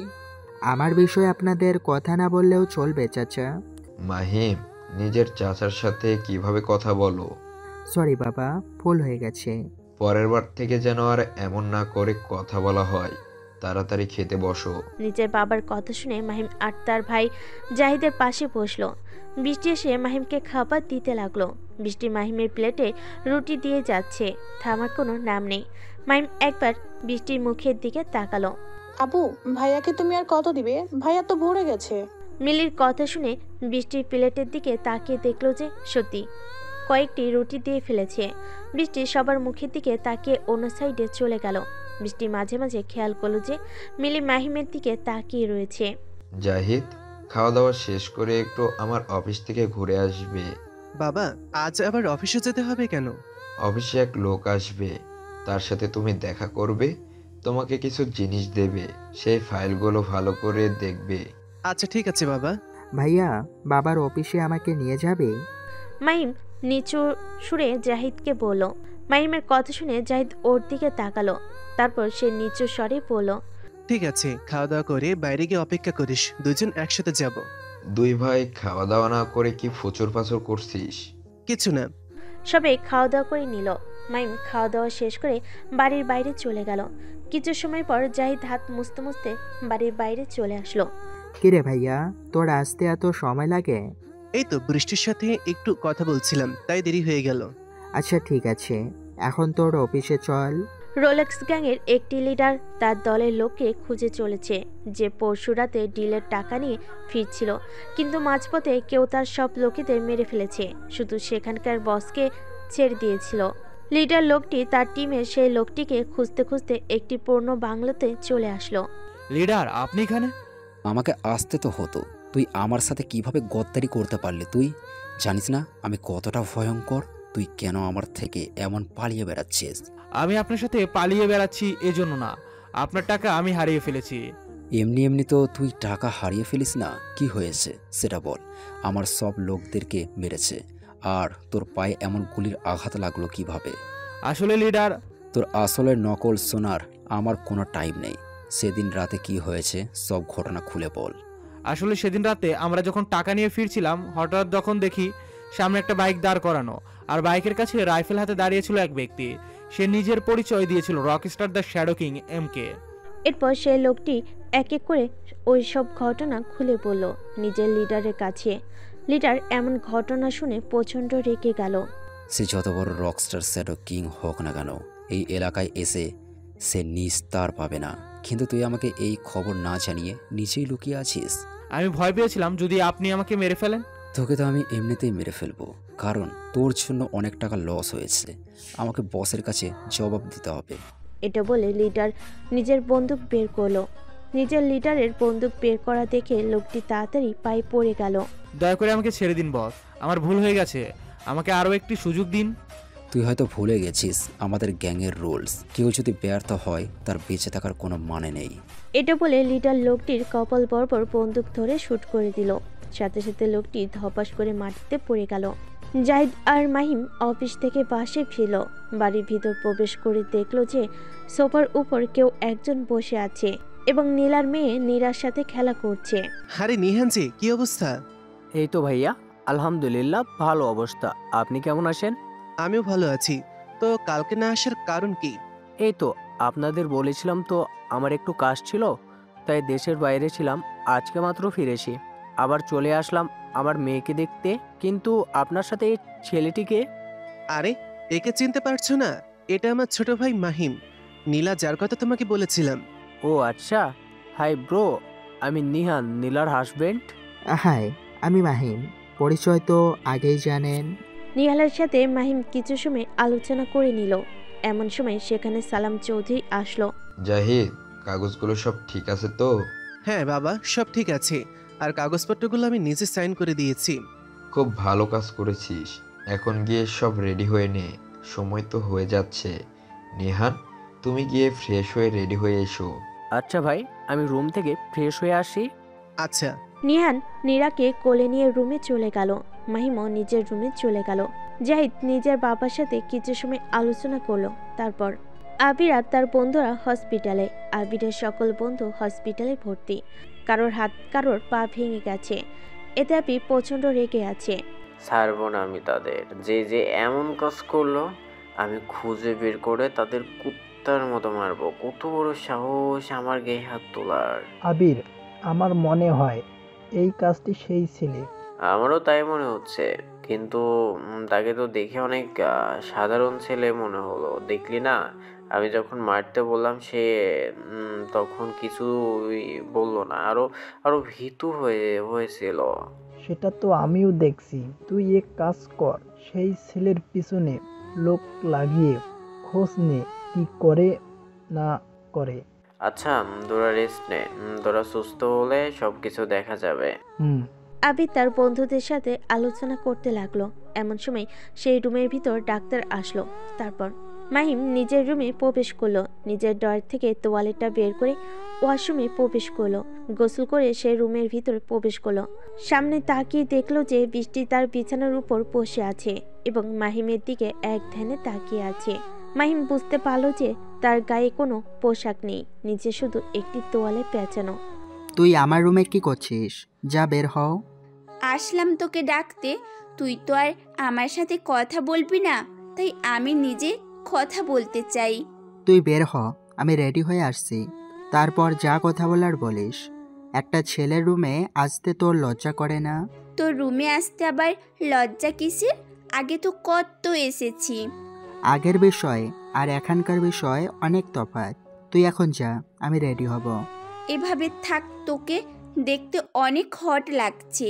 তুই আমার রুম থেকে বের হবি নাকি ঠাটিয়ে একটা চড় দেব? তো রুম থেকে যেতে পারি, তার আগে আমাকে ভালোবাসি বলতে হবে। তোকে ভালোবাসি বলতে আমার বয়ে গেছে। বলবি না তো? না। মিষ্টি এক পা করে মাহিমের দিকে এগিয়ে আসতে লাগলো। মিষ্টি একদম মাহিমের কাছে এসে দাঁড়ালো এবং কোমরে হাত রাখলো। তুই আমাকে ভালোবাসি বলবি না কি? তোর নিচের এটা টান মেরে খুলে ফেলবো কোনটা? বৃষ্টির চোখের দিকে তাকিয়ে বলল। মাহিম বুঝতে পারলো যে বৃষ্টির মতো কি তার সাথে সাথে নিজের কোমরেও হাত দিল। দেখ, আমার থেকে দূরে সর, নয়তো খুব খারাপ হয়ে যাবে বলছি। আমি দূরে সরবো কেন? আমি তো আরো কাছে এসেছি। তুই আমার কি খারাপ করবি? করতে পারিস। আচ্ছা, তুই বেরো, আমি তোর সাথে বাইরে এসে কথা বলছি। আগে আমাকে ভালোবাসি বল, তারপর। পারবো না। মাহিম বৃষ্টিকে পারবো না বলে অন্যদিকে মুখ করলো। এটা শুনে বৃষ্টি রেগে গেল। বৃষ্টি মাহিমকে বলল, তুই যদি আমাকে না বলিস তাহলে আমি কিন্তু অন্য কিছু করে ফেলবো। বৃষ্টি যে তার মুখে ভালোবাসি না বলে এই রুম থেকে বের হবে না, তাই মাহিম অন্যদিকে ঘুরে তাড়াতাড়ি ভালোবাসি বলে দিল। অন্যদিকে ঘুরে কেন ভালোবাসি বলছিস? আমার চোখের দিকে তাকিয়ে বল যে তুই আমাকে ভালোবাসিস। দেখ, আমি এটা পারবো না, তুই প্লিজ আমার রুম থেকে যা। এখানে আমাকে আর তোকে এইভাবে সবাই দেখে ফেলুক, আমি তা চাই না, আর নীলার মতো না হোক। মাহিমের পুরো কথা বলতে দেরি হয়নি, সাথে সাথে বৃষ্টি ছেড়ে দিল। আমি কখনো নীলার মতো তোর সাথে আচরণ করব না, কারণ আমি তোকে ভালোবাসি। আমি তোকে খুব তাড়াতাড়ি আপন করে নিব। কথাটি বলে বৃষ্টির রুম থেকে বেরিয়ে গেল। বৃষ্টির কথা শুনে মাহিম মুখ ভেঙচি কাটলো। তারপর সবাই রেডি হয়ে নিচে চলে আসলো। এমপির মেয়ের বিয়ে বলে কথা, তাই গাড়ি তো অনেক আসবেই। সবাই রেডি হয়ে এক এক করে গাড়িতে উঠে বসলো। মাহিম এসে দেখলো যে সব গাড়িতে লোক ভরে গেছে। সে কোন গাড়িতে উঠে বসবে ভেবে পেল না। এমন সময় বৃষ্টির জানালা দিয়ে মুখ বের করে মাহিমকে ডাকলো এবং তার গাড়িতে উঠতে বলল, কিন্তু মাহিম তার কথা পাত্তা দিল না। কিরে মাহিম, তুই বসছিস না কেন? তোর জন্য গাড়ি ছাড়তে পারছে না? তোরা তো আমাকে না নিয়ে চলে যাওয়ার ধান্দা করেছিস, এই জন্য কোনো জায়গা রাখিসনি। কি করব বল, বৃষ্টি আমাদের ঘুষ দিয়েছে যেন তোর জন্য জায়গা না রাখি, তাই বুক হয়ে গেছে। এখন বৃষ্টি তোকে যেই গাড়িতে ডাকে সেখানেই তুই যা। নিয়ানের কথা শেষ হতে না হতেই মাহিমের মার ডাক পড়ল। মাহিম তার মায়ের কাছে গেল। এমন দাঁড়িয়ে না থেকে তাড়াতাড়ি এই গাড়িতে উঠে পড়। নিজের মায়ের কথা আর ফেলতে পারল না, সেই গাড়িতে উঠে পড়ল। মাহিম একদম বৃষ্টির পাশে বসেছে। এক এক করে গাড়ি চলতে শুরু করলো। গাড়ি চলার সময় মাঝে মাঝে একটু ধাক্কা লাগছিল, আর প্রত্যেকবার বৃষ্টি মাহিমের গায়ের উপর এসে পড়তেছিল। মাহিম প্রচণ্ড বিরক্ত হচ্ছিল, তবুও কিছু বলতে পারল না। মাহিম সামনে মিররের দিকে তাকিয়ে দেখলো যে মিলি। একধানে তার দিকে তাকিয়ে আছে। এটা দেখে মাহিম পিছনে তাকাবার সাথে সাথেই মিলি অন্যদিকে মুখ ঘুরিয়ে নিল। দেখ বৃষ্টি, এবার কিন্তু বেশি বাড়াবাড়ি হয়ে যাচ্ছে। সবার সামনে এমন ঢোলাঢুলি করিস না। তুই বলতে চাইছিস আমি ঢলাঢলি করি? ঠিক আছে, তুই দেখতে থাক আমার ঢলাঢলি। দুইজন বিড়বিড় করে কথা বলতে লাগলো আর এদের নকশা মিলি দেখতে লাগলো। 1 ঘন্টা পর তারা সবাই মায়ের শ্বশুরবাড়ি চলে আসলো। এক এক করে সবাই গাড়ি থেকে নামলো। বাড়ির লোক সবাইকে আপ্যায়ন করে ভিতরে প্রবেশ করালো। বৃষ্টি ও তার কাজিনগুলো ভিতরে চলে গেল মায়ের কাছে। মাহিম বাড়ির সামনে একটি পুকুরের কাছে দাঁড়িয়ে আছে। এমন জায়গায় তার 3 হারামি বন্ধু এসে উপস্থিত। কিরে, এখানে দাঁড়িয়ে কি করছিস? এই যে কত সুন্দর সুন্দর রমণী ঘুরে বেড়াচ্ছে, আর তুই একলা পুকুর পাড়ে দাঁড়িয়ে আছিস। তোদের দেখার প্রয়োজন হলে তোরা গিয়ে দেখ, আমার কোনো প্রয়োজন নেই। কেন রে, বৃষ্টির সাথে কি তোর সেটিং হয়ে গেছে? আজে বাজে কথা বলা বাদ দে, কি বলতে এসেছিস সেটা বল।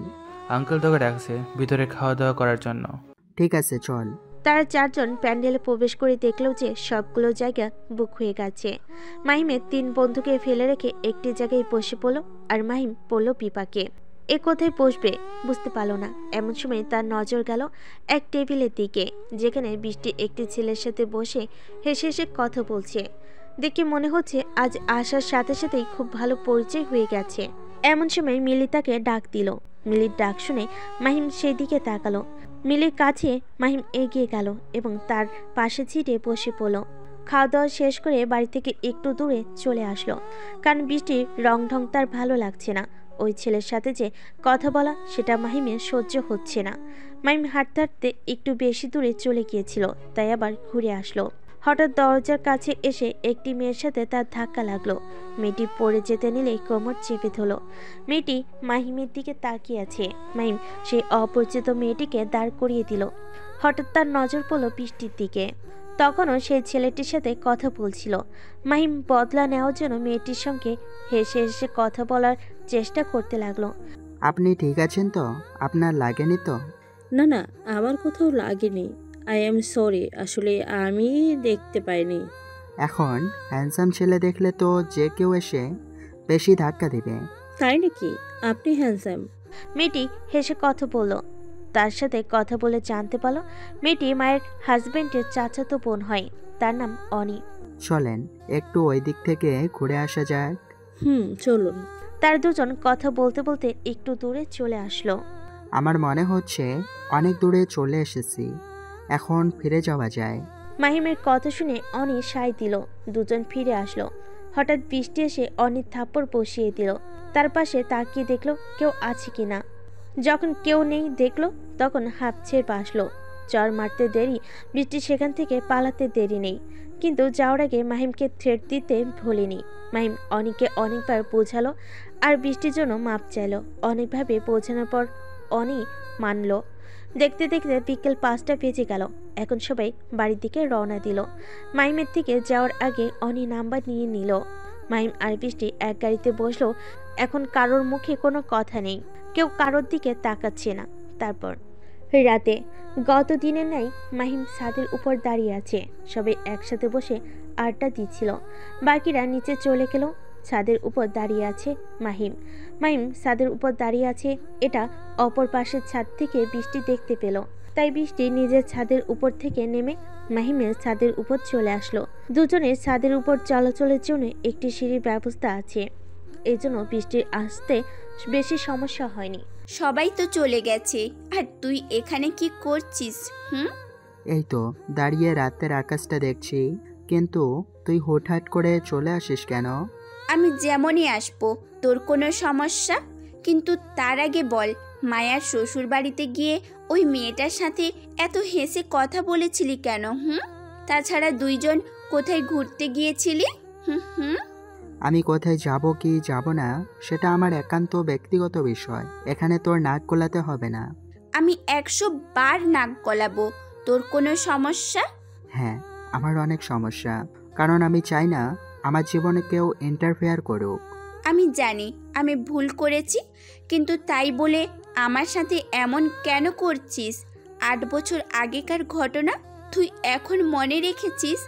আর আমি না হয় একটু ভুল করেছি, কিন্তু আমি এখনো তোর জন্য অপেক্ষা করি, কারণ আমি তোকে যে খুব ভালোবাসি আর আমি তোকেই বিয়ে করতে চাই। এই জন্যই কত ভালো ভালো পাত্র আমার বাবা নিয়ে আসলেও আমি তাদের ফিরিয়ে দিয়েছি, কিন্তু তুই তো বুঝতেই চাইছিস না।